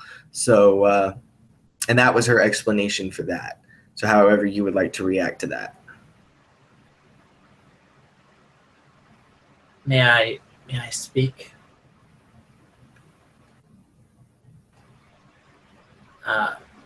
Dear healer, I believe we have important news for your king.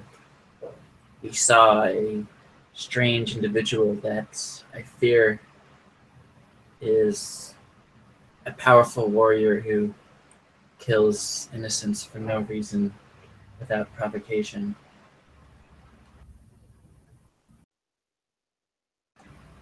He was able to survive a very lethal-looking blow from my associates and shrugged it off as if it were no damage at all. And the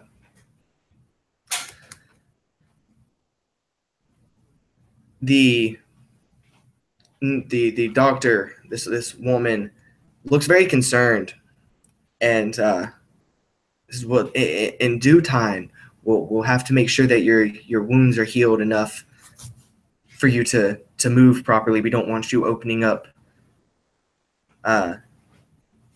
the wounds and tearing the stitches. So just lay back, and I'll inform the king that you all have woken up, and we'll proceed from there. Okay? And she just kind of taps the bedside and starts to make her way out of the room. Ma'am, may I ask your name again? I appear to be at a loss. She stops at the door and looks back, and just smiles with this very almost angelic smile. And it's almost like glowing with how much energy this elderly lady has. And she says, "You may call me Grace." And then just walks out. Grace.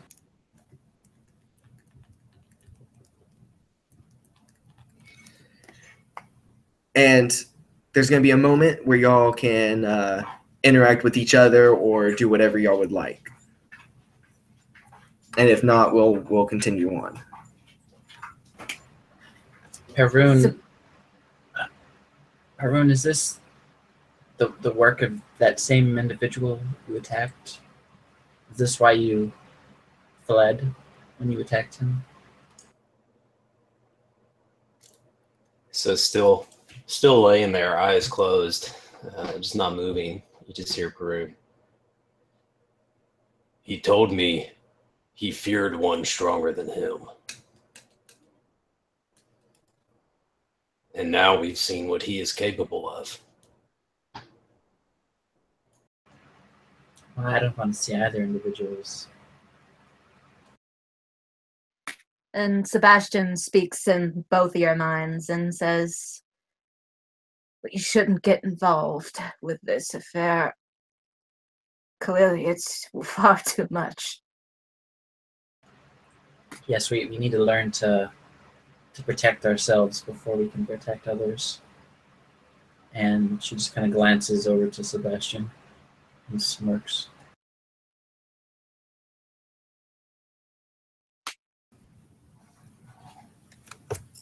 And a few more minutes pass, and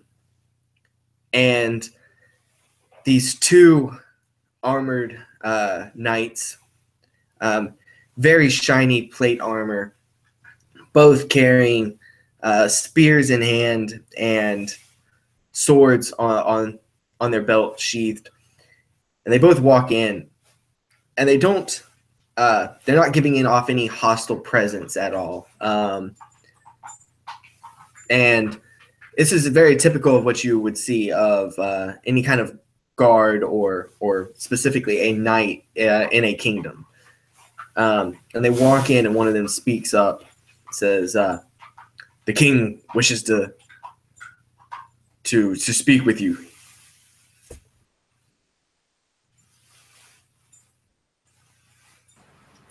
I understand. I want my hat.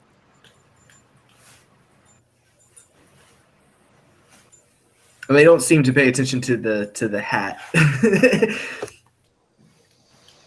This king will give you your hat. You must speak with him first, please. Yeah, Perun, you see him. He's just kind of been waiting. Bends at the torso, sits up, and he just scoots off the bed. Very well. Sebastian lets out a coughing fit and maintains a minor illusion over his head. All right. Effectively, or more so mechanically, y'all have half of your total hit points, or half of your max. Even if you had more, because of that shockwave, it has knocked you down probably below that, but because of healing, you're at half. So as you all get up, you are led, one of these knights ahead of you, one behind you, and you start making your way through this castle. Dawn, what is the most striking part of this castle that you see as you're walking through? What really makes it stand apart from other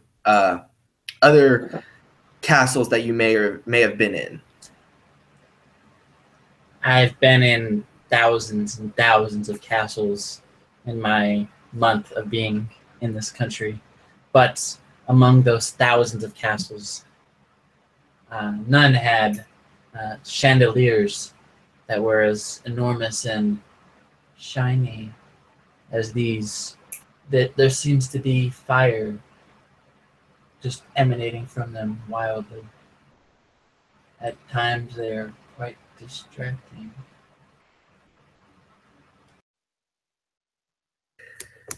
So yeah, so these very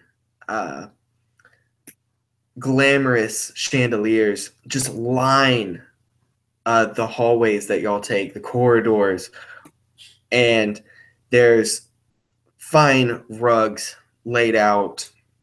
There are many paintings of all different types. There's scenes, there's portraits, there's landscapes. Hundreds of them line the walls. There are many different sculptures, many of them of knights, or at least people wearing armor, every 20, 30 feet as you walk. And you're kind of just taking all this in as you go, as you follow these knights.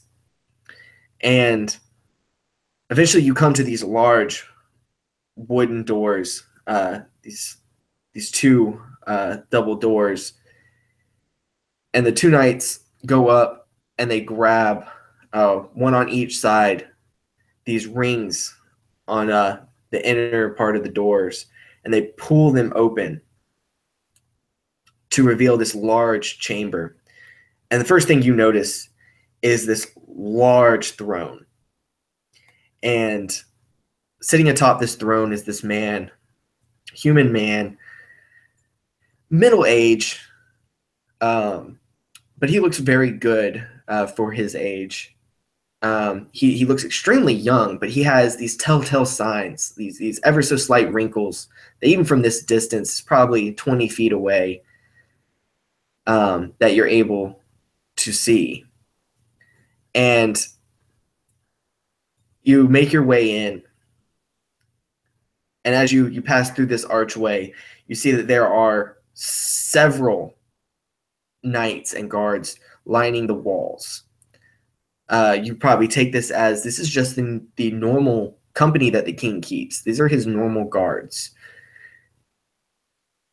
Because they don't move. They don't even glance your way. They stand staring straight ahead. And the king kind of stands up and holds his arms open wide and says, as Grace told me you were awake. I'm so glad to see that your wounds are healed and that you are up and moving about. I honestly didn't expect you to be able so quickly. It's truly a testament to how strong each of you are.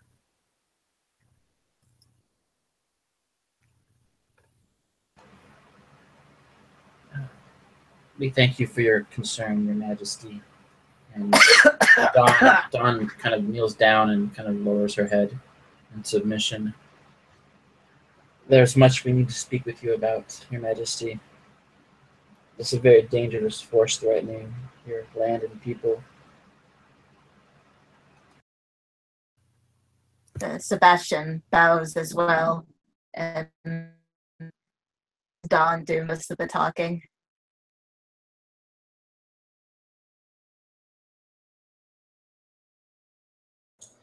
Yeah, and as Dawn kind of steps forward and does the talking, just as it's going on, you see Perun kind of walking along the edge, just looking at each knight, kind of just looking at it and walking forward to the next one as they're talking in the middle.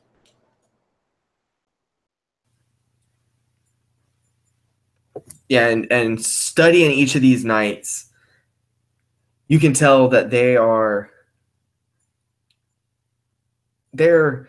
decked in very lavished armor, almost to the point where if you could tell by somebody's armor how much experience or how skilled they were, you would guess that these guys have probably never seen combat before.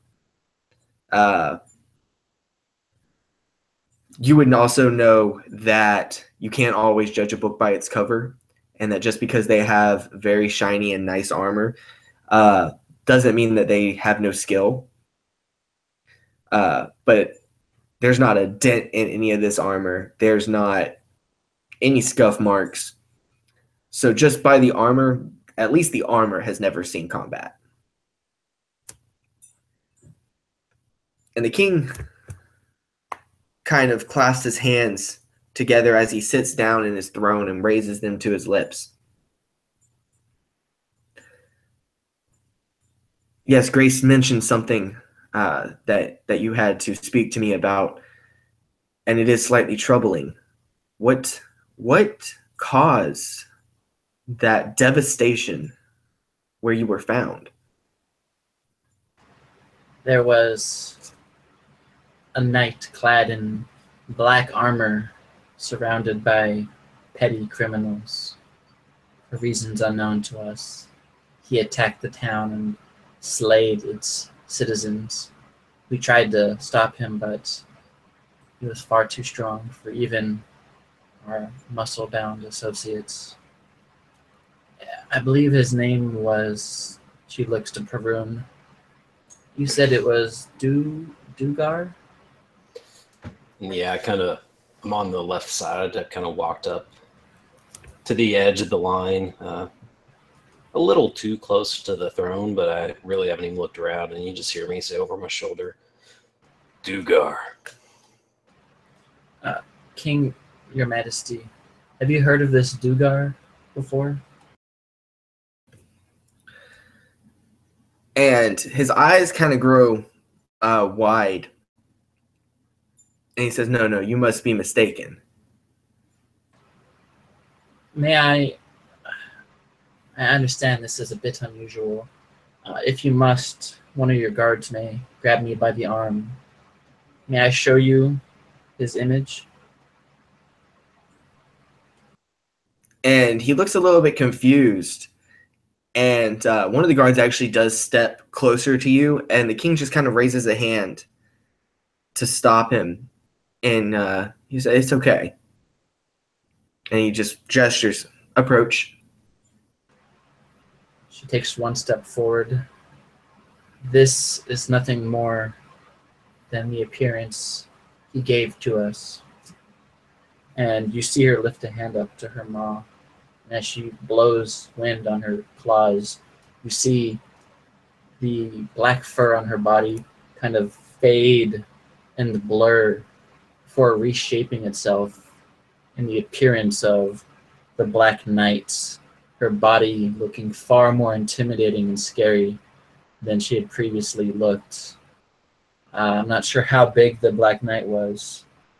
How tall do you think he was? He's a pretty big guy, right? Yeah, it's like Wasn't he 6'1". like 8 foot? How big was he? Yeah, I'm 6'4", and he was probably a good 3 or 4 inches above me. Cool. So Right you see her shapeshift into a... It's not even a shapeshift, it's an illusion. She appears as this 6'7" knight clad in black armor with this steely gaze just staring across to the king. And you see this like ominous looking figure, and all of a sudden from beneath it you just hear, "This is what he looked like, just like this." And you just see this strange voice coming out of this very imposing looking figure. This is a disguise self spell. I can dispel it if it's a bit alarming. And with you even thinking about this, and you from what you've said before, you probably even thought that this was going to be very jarring for them to see such a massive figure, especially suddenly from a relatively small tabaxi. And yet, not even the king seems not so much surprised. There is a hint of surprise in his eyes and in his facial expression, but there's no fear. There's no indication that he wasn't sure. But he kind of chuckles a little bit and says, "Are you sure you're not getting confused?" And he'll kind of gesture. He'll look kind of around you, Don, and gesture, almost like with a "come hither," with his hand. And one of the knights that's by the door taps the spear across the stone floor to the point where it echoes. And a few seconds later, you hear the clanking of armor and the heavy footsteps. And if you were to look back, you would see that figure that massive figure in the black armor walk through the doorway, actually having to, with his helmet on, actually have to kind of dip his head under a little bit to make it through. And he just stands there, great sword sheathed on his back. And you hear that same deep echoing voice, "Yes, my lord." And he gestures. Sebastian visibly shrinks.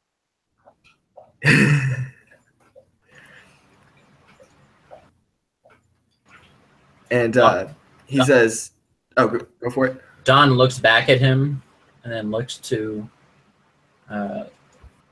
Perun, seeing if the individual recognizes her muscle-bound associate who attacked him for apparently being at the scene of a crime.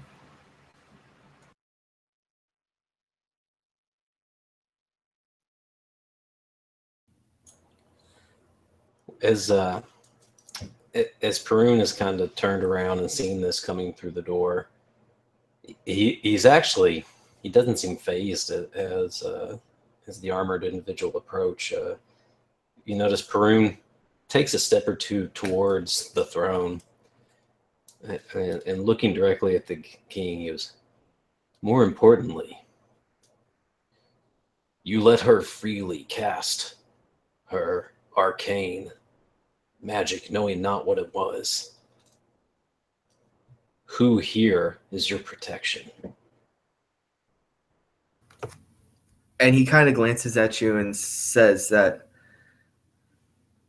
I have faith that you all mean me no harm. For one, I had grace heal your wounds. Here in Rivera, we believe that kindness is repaid with kindness. It's something that I can't only preach, I also have to practice. So it was simply in hope that whatever she was doing was of no harm to me. And he really doesn't look concerned. He's saying it almost as if it was implied. Perun, you see him he kind of squints his eyes, like narrows them, and looks kind of disappointed. You just hear a grunt as I kind of step back towards the side of the room. Yeah, Sebastian kind of glances over to Dawn and speaks in her mind, saying, "This man is a lord of Candyland." Dawn pauses, trying to think of what that is. I'm very confused. You must speak of this Candyland later. She just openly says it out in front of everybody. And she looks back at Dugar. Sir Dugar, were you attempting to kill those bandits? Or did my associate simply mistake you as one? I'm very confused about what happened earlier. And there seems to be no reaction from Dugar. There's no, for one, his helmet's on, which obscures his face, and you're not able to tell anything by his reaction. The king is actually the one to speak up. He says, Dugar was out on patrol. He's the one that brought you to the castle. He saw you defending the villagers, and before he could get there, there was some kind of something that destroyed the land, and he found you laying unconscious on the ground. He carried you quite a distance back to the castle to seek treatment. I don't wish to speak ill of my companion, but was Dugar injured by a mighty axe strike to his neck? And the king would just look at Dugar and would just nod to him. And Dugar would remove his helmet and just kind of place it underneath one arm. And Prune, since this is your guy, what's he look like? I like to think there's just like a very thin, kind of like paper cut type of a line across his neck. All right. Any facial features that really make him stand out? Oh, yeah. So as he, I thought you were describing that. No, as he takes his, as he takes the helmet off, you see like square, rugged jawline, a little bit of stubble, and you'll notice it's actually salt and pepper. And he's got a very kind of like close cut, flat top, silver white haircut, as he's seen his fair share of years. All right. And yeah, you are able to make out that ever so faint, almost that very thin paper cut like line across his neck, just at the base. But it's got that pinkish tint to it, almost like it's old or is far into the healing process. And the king speaks up again and says, I think that memories are becoming jumbled for you, brave lot. Sometimes this can happen in traumatic experiences. And then he pauses for a second, and Dugar speaks up and says, I removed my helmet when I leaned down to check on you. You must have seen the scar then. Sebastian nods.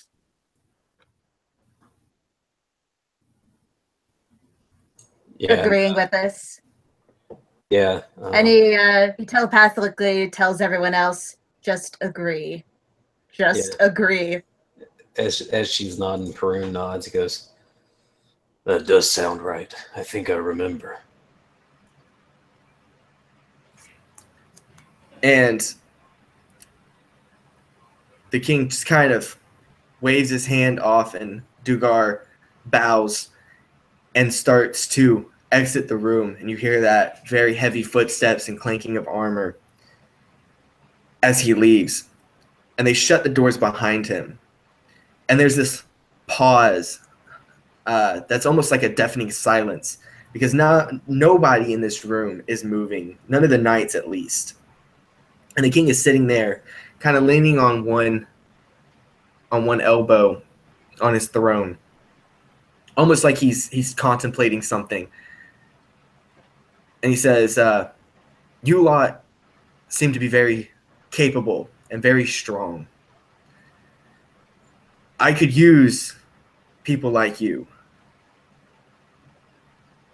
Would you be willing to join the ranks of the White Hand? And you would all know the White Hand is the most prestigious order of knights in this realm. Even though y'all have just kind of arrived here, their stories have been told far and wide. They're almost like legend.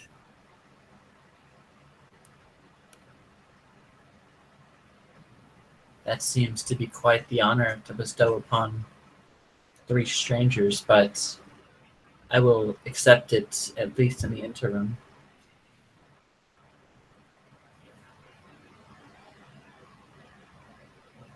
I travel the lands.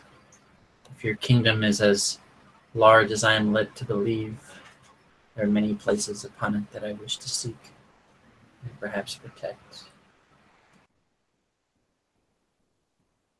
Yeah, Sebastian seems a bit reluctant and kind of looks over to Dawn and tells her, could you tell him that I want to think about it? Dawn pauses for a moment and thinks,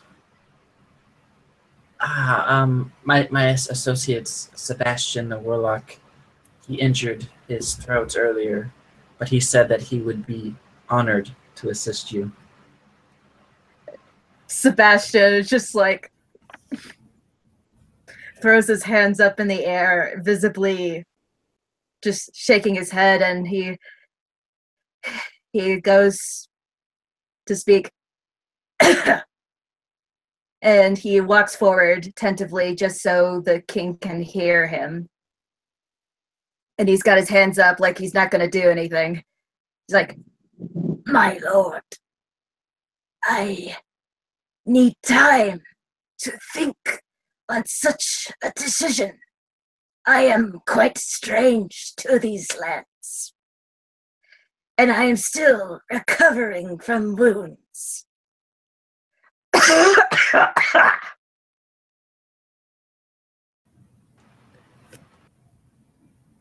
And with Dawn actually saying that Sebastian essentially answering for him, there's almost just a flash of, you're not sure if it's concern or fear or there's some kind of other emotion that is shown just for the briefest of seconds. And he kind of looks and says, your companion is able to read thoughts? No, it's a simple spell, really. I can speak telepathically, but I know it frightens most. And he puts a hand up. There's no fear. You will receive no fear from me. If it gives you ease to speak in this manner, to communicate in this way, then you may do so. And he says, I actually view this as a blessing. And he kind of gestures to all three of you.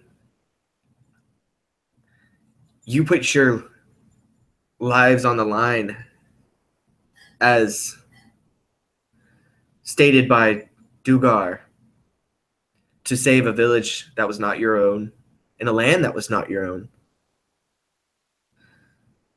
I believe that kind of heroism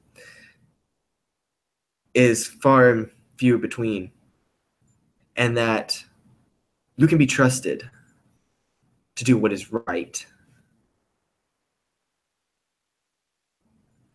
And he pauses for a second. The reason I offer you membership into the White Hand is because there is somebody that needs to be retrieved. And there's like this shininess in his eyes, like he's thinking about something. And he finally speaks up, my daughter. She was captured a little over a year ago, far to the east. A rival of sorts has taken her and is holding her hostage against me, trying to impose fear and to prevent me from declaring war for the treasonous acts that he is committing. I've sent many men and women to retrieve her, and none of them have returned, at least not as of yet, and I have received no word for several weeks.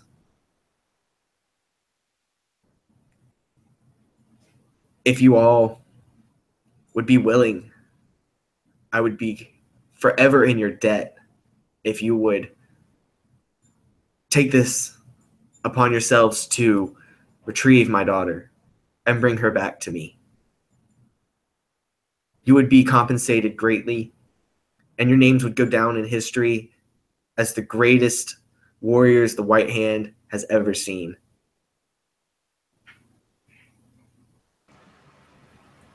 I graciously accept your terms, and I'm sure that my companions will agree as well.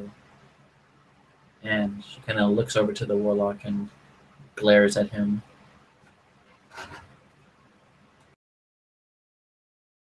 Don't give me that look. I have every right to be cautious. There's some strange things going about here at dawn. I do not like it. But I will wait to see what Perun says. Yeah. As Perun can kind of tell, they're doing the mental back and forth. He looks at the king. Was Dugar not successful in retrieving her?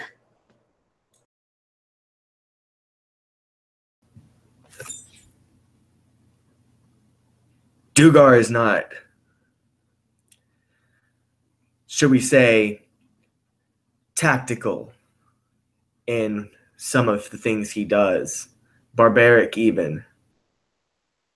And in many parts of this, if possible, I would like to retrieve my daughter in a way that would not provoke death, even upon my enemies. Once again, Rivera is a peaceful land. Bloodshed of any kind, where it happens, it's not what I wish. If I sent him, unfortunately, it would be a slaughter. And even then, I'm not sure if he would make it back. If they've stolen your daughter, I think they're sending a message that this kingdom's not as peaceful as you thought. But I kind of turn and start walking out of the throne room. I'll need my axe back. And he just nods, of course. You'll leave first thing tomorrow then?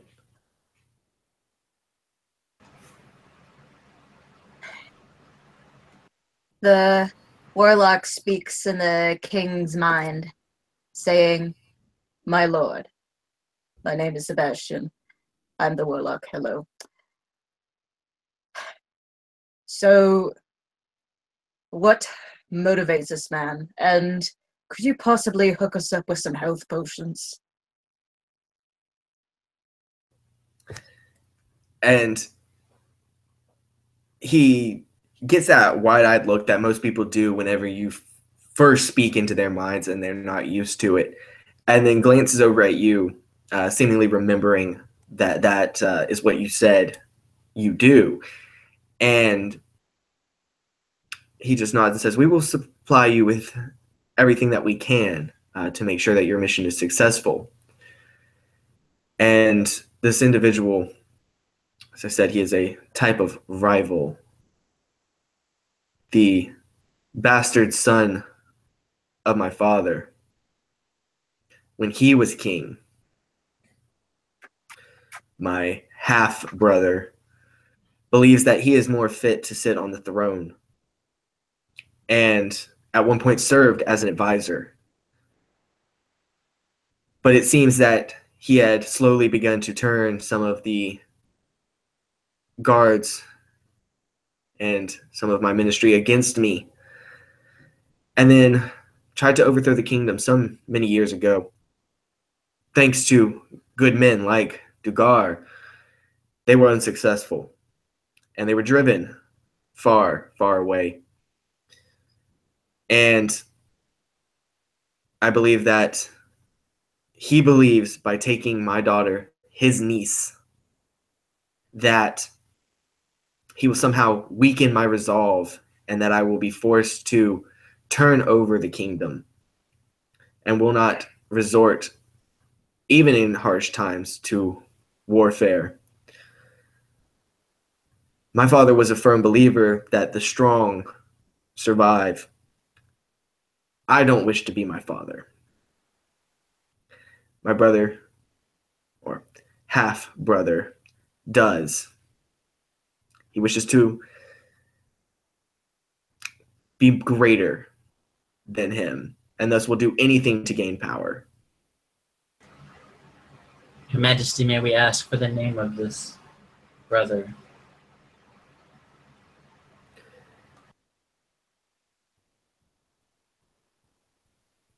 Since you asked, why don't you name him?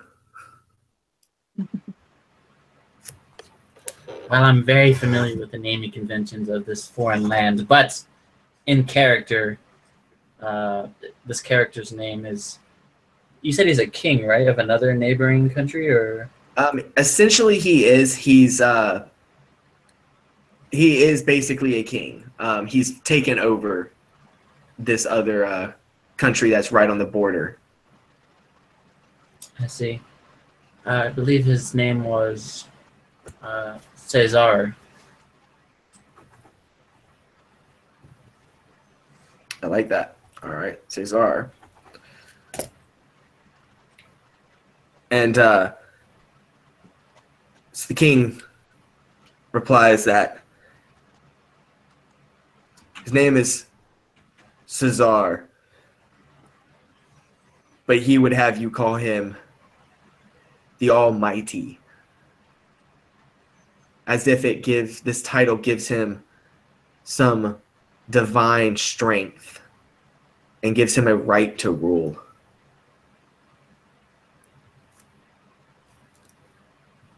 Your Majesty, what can we expect from him? What weaknesses may he have? Women, money, or just simply power? He is arrogant. He thinks that he holds the greatest power, but his numbers are few. And he knows that if he were to try and go to war with Rivera, that he would lose sheerly in numbers alone. Although he has taken some of my former knights, as well as a few former White Hand members, corrupting them with the promise of power. So though his numbers are few, there are those among his ranks that are very dangerous. But he does not believe that anybody would dare set foot in his land with the intention of opposing him. And I believe this is his greatest weakness.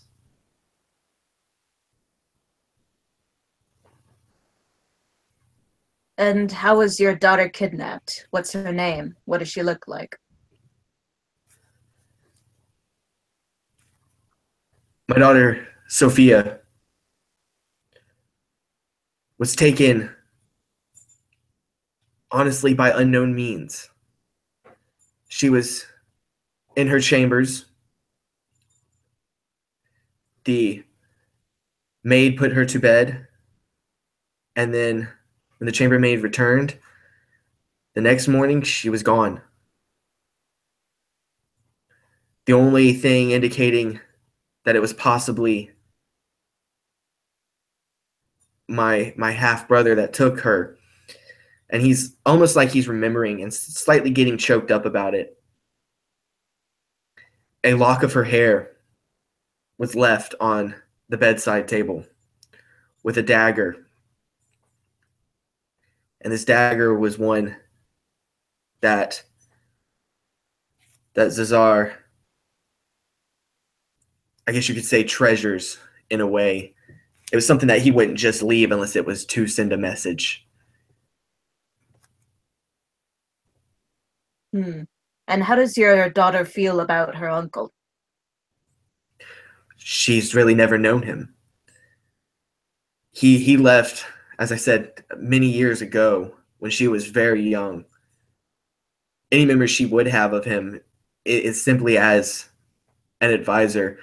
We grew distant in our childhood, as father took more to me than to him. And I believe this is when he began to grow bitter, and his hatred began to grow for me. She really never knew him as an uncle. Has he made any contact to you on regards to the blackmail, other than the dagger? He sent no word. Is this all? Hard to say. It's possibly he's biding his time. Then again, I really have never been in tune with my brother's intentions. He planned a coup from within my very own castle, right underneath my nose, and I never saw it coming.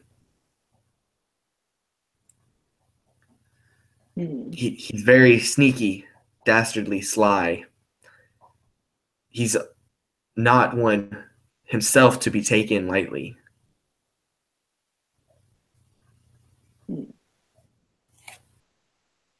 Thank you, Your Majesty.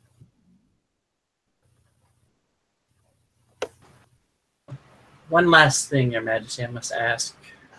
I'm a bit confused with the dress and manner of these strange lands.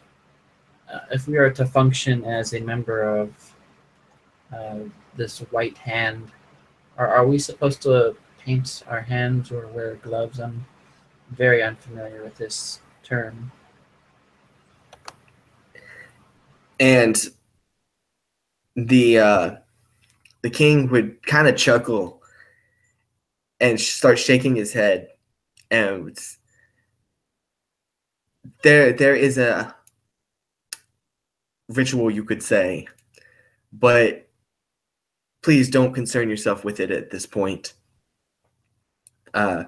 Go back to the infirmary, rest, allow grace to heal the rest of your wounds. Get a good night's sleep. Eat. Just ask and it shall be supplied. As you've mentioned before, you may have your belongings back. And we will handle any additional things such as your your initiation into the White Hand in the morning. And then you will set off to the east. And this isn't, and the way he says it, it's not a question, it's actually a statement. Sorry, what were you going to say? Sebastian would say, "My lord, perhaps it is best if we go incognito.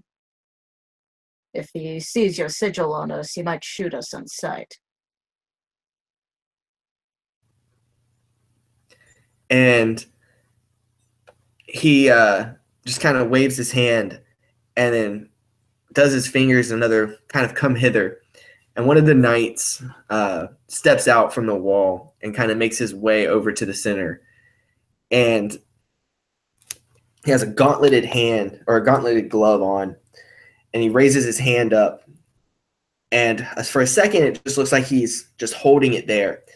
And then all of a sudden, this sigil of a hand glows white through, almost like it's burning through the gauntlet itself.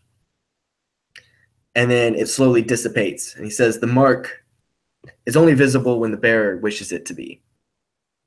It's spiritual in a way. Pledging yourself to a noble cause doesn't mark the skin, it marks the soul."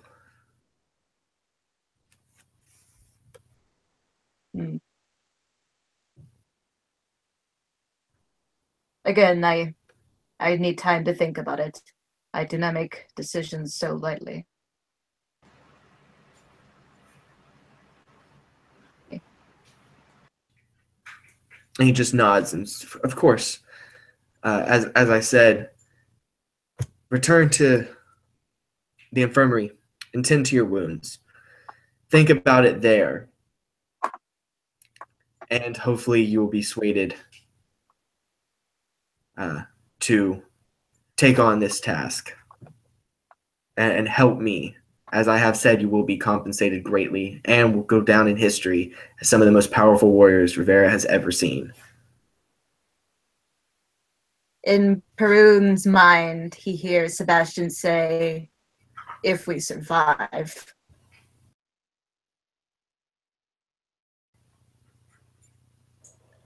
And right there, I actually think it's a great spot to call this session. Actually, I'll have one more just to end it. Yeah, go for it. I imagine as we're heading out of the room to go to our rooms, Perun will stop and turn around as I imagine the king's talking to one of his guards, and he calls out, "If forced to choose, what would you have? Your daughter or your kingdom?"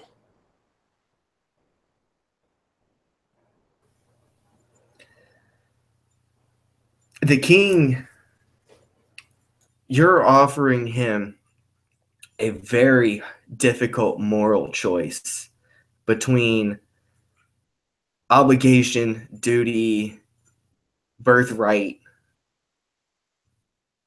and family. As you've kind of noticed, he's never mentioned a wife, and there's no second throne next to his to indicate that a queen is present. So as far as you know, this may be the only family he has. And you offer him this choice, and almost without hesitation, he says, "I will not have to choose. As I believe that it was fate that you were brought to me, I also believe that it is fate that my daughter shall return, and I shall keep my kingdom." And there was almost no hesitation with the statement. He didn't even have to think about it. Yeah. I'll turn around and kind of, as I'm walking out, I'll call out, "Fate is tricky. You might want to ready an answer," and then just leave. Dawn, is there any last minute thing that you would like to do? No, my intention is to not provoke my gracious host, and I skulk off to my room, hoping that my nice favors have not angered any of my hosts. Oh, and I turn off my illusion, so there's only one. I really like the idea. Like, you started walking away, it disguised as Dugar, and almost like wisps of shadow just kind of start falling off of you. This black armor just kind of turns into this smoke, and all of a sudden, out of this smoke walks this very thin tabaxi. Just like it was nothing. Yeah. And as she walks past, she looks to Perun and kind of whispers in a gravelly voice, "And if you ever attack me again, Perun, I will kill you."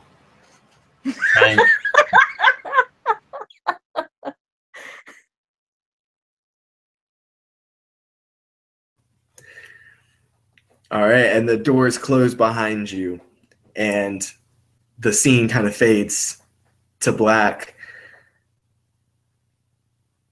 Y'all return to the infirmary. And then this is a point that you do not see all of this. Back in the throne room, the king is sitting there. The doors close behind y'all as y'all leave, and he leans back in his chair and almost slumps. Like, he held very good posture while y'all were with him. And then he kind of slumps back and rests a hand on his forehead and just rubs. And this thin woman steps out from behind the throne. She has these patches of skin that almost look like scales. She has these large eyes that have these dark slits in them. She has long black hair that's tied back into a ponytail on her head. And when she speaks, there's almost a slight reptilian hiss to some of the words. She goes, "Do you think they'll be able to retrieve the girl?" And the king, and he kind of looks up, and she flinches ever so slightly as the scene kind of zeroes in on his eyes. And there's this almost passionate look in them. It's not so much hate, more like determination. And he says, "For your sake, I hope so." And that's where the scene cuts out. And that's where we'll end this session. So, thank everybody. Thank you all for watching. And thank you, players. This is the first session of Shadows over Rivera. It's going to be a little campaign that we're going to have going on. And we're going to see where this group of very unlikely heroes have where this takes them, and see who this mysterious reptilian lady is, and why is the king telling her that for her sake she better hope that this group of adventurers can retrieve the king's daughter. I'm actually going to go and let the players give me some thoughts on the session, and all let me know something that y'all would like to see in the next session. Just what you would like to maybe see overall, or specifically for your character. And I will do my best to incorporate it. So we'll start with Dave. No, that was great, man. Favorite part, takeaway is challenging as a DM and as a player too, but leaving stuff open-ended, like for player agency, I love it. I always try to do that, and awesome how you're kind of just weaving it into the story. So keep that up. I think it's fun when we all make up what we're doing as the story. And then for Perun, I don't know. We'll see what happens with him. He's got some things he wants, but we'll see how that manifests over the next session or so. All right. Yeah. Cool. Yeah. No, I love player agency, so it's always something that I really want to incorporate when I play games. It's a lot harder with one shots, at least I feel, and that's really what I want out of this campaign. Is a lot of it's up to y'all. I really like flavor. I really like y'all coming up with things on the fly. So that's kind of why I just threw stuff at you and let y'all come up with it, and expect a lot more of that. Yeah. And sorry, guys, for coming up with Dugar. He was kind of kicking our ass. That was pretty great. I loved it, though. That was actually a pretty big part of the story. So that was cool. I dug it. Joseph. I was expecting our illustrious barbarian to create a very badass individual for him to inevitably suicide and kill himself upon. I'm very glad that he saw the better side of reason and fled like a coward, a brave coward. I'm very proud of him. Beyond that, I would like for there to be some sort of either mention of our backstories or our backgrounds, putting that into the game. Nothing super crazy, just the bare minimum, perhaps. My character's a little bit unusual. I can give you the sheet a second time since I've finished it. I'm gonna look that over. No, I'm actually good with you just kind of keeping it hidden from me.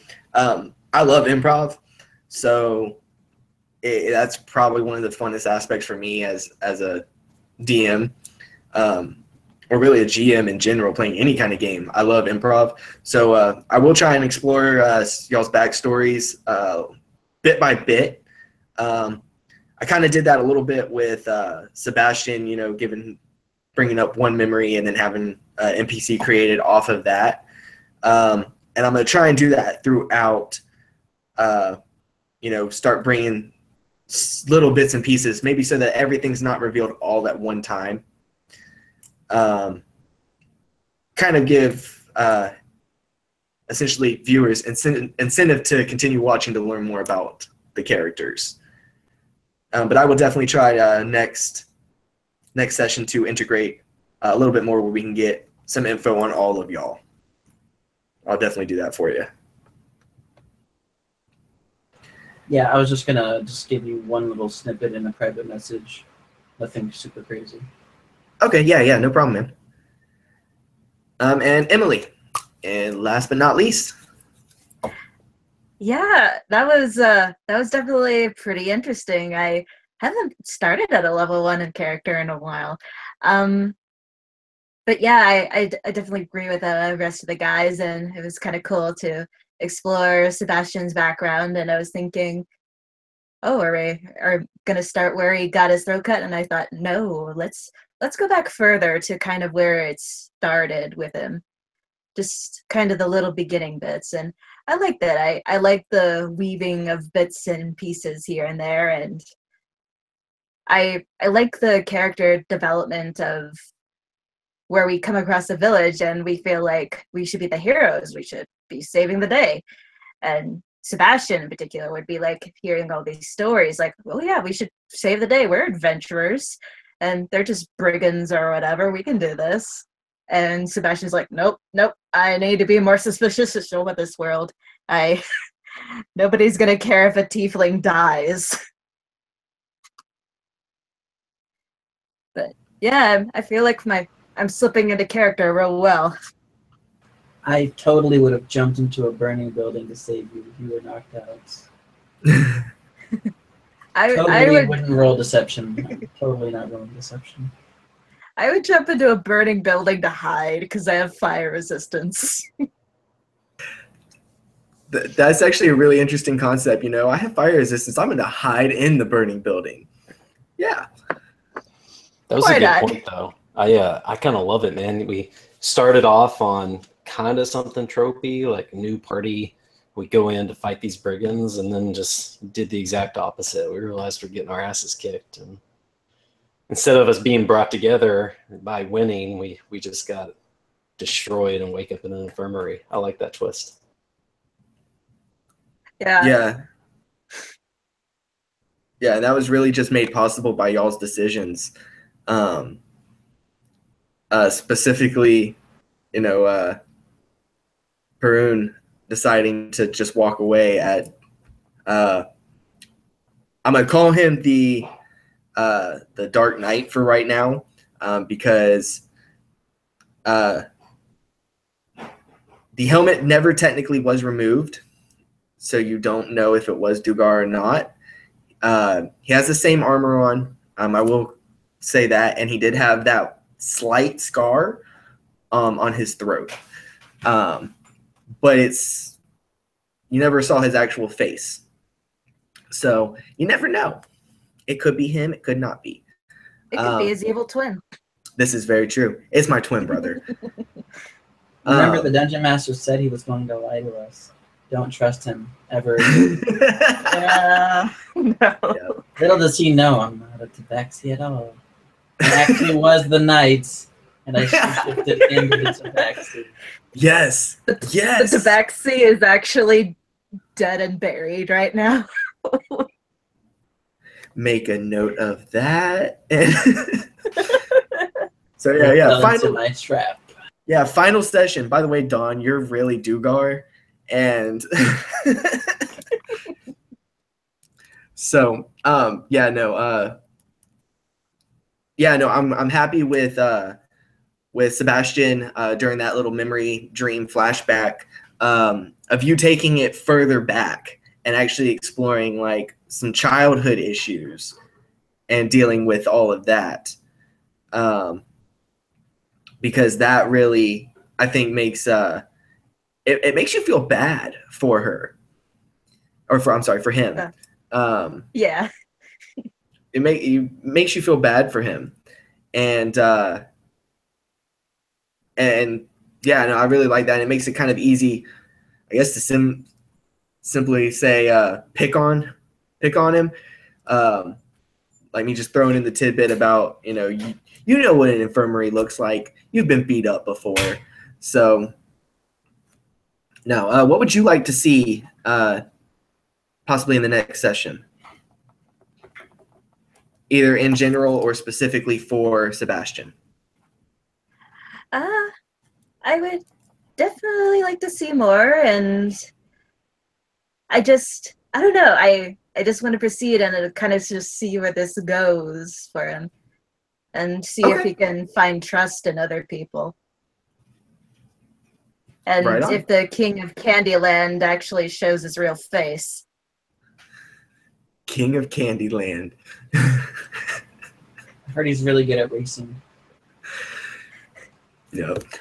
But okay, so I'm gonna go ahead and cut the live stream off. Like I said, thank everybody. Thank y'all for watching. I want to thank the players. They made this actually really fun for me as a DM, just because of the improv and then being able to take cues and be able to throw out descriptions and names and things like that. Really does it for me. That's like my favorite part. So be on the lookout for the next session. Going to schedule it for every first and third Friday, if possible. You never know, life happens. We may have to skip or something like that. So we'll figure it out. Just keep an eye out. So like, share, subscribe to our channel, RPG Enlightenment. Also check us out on Twitter and Instagram. We also have a Facebook page.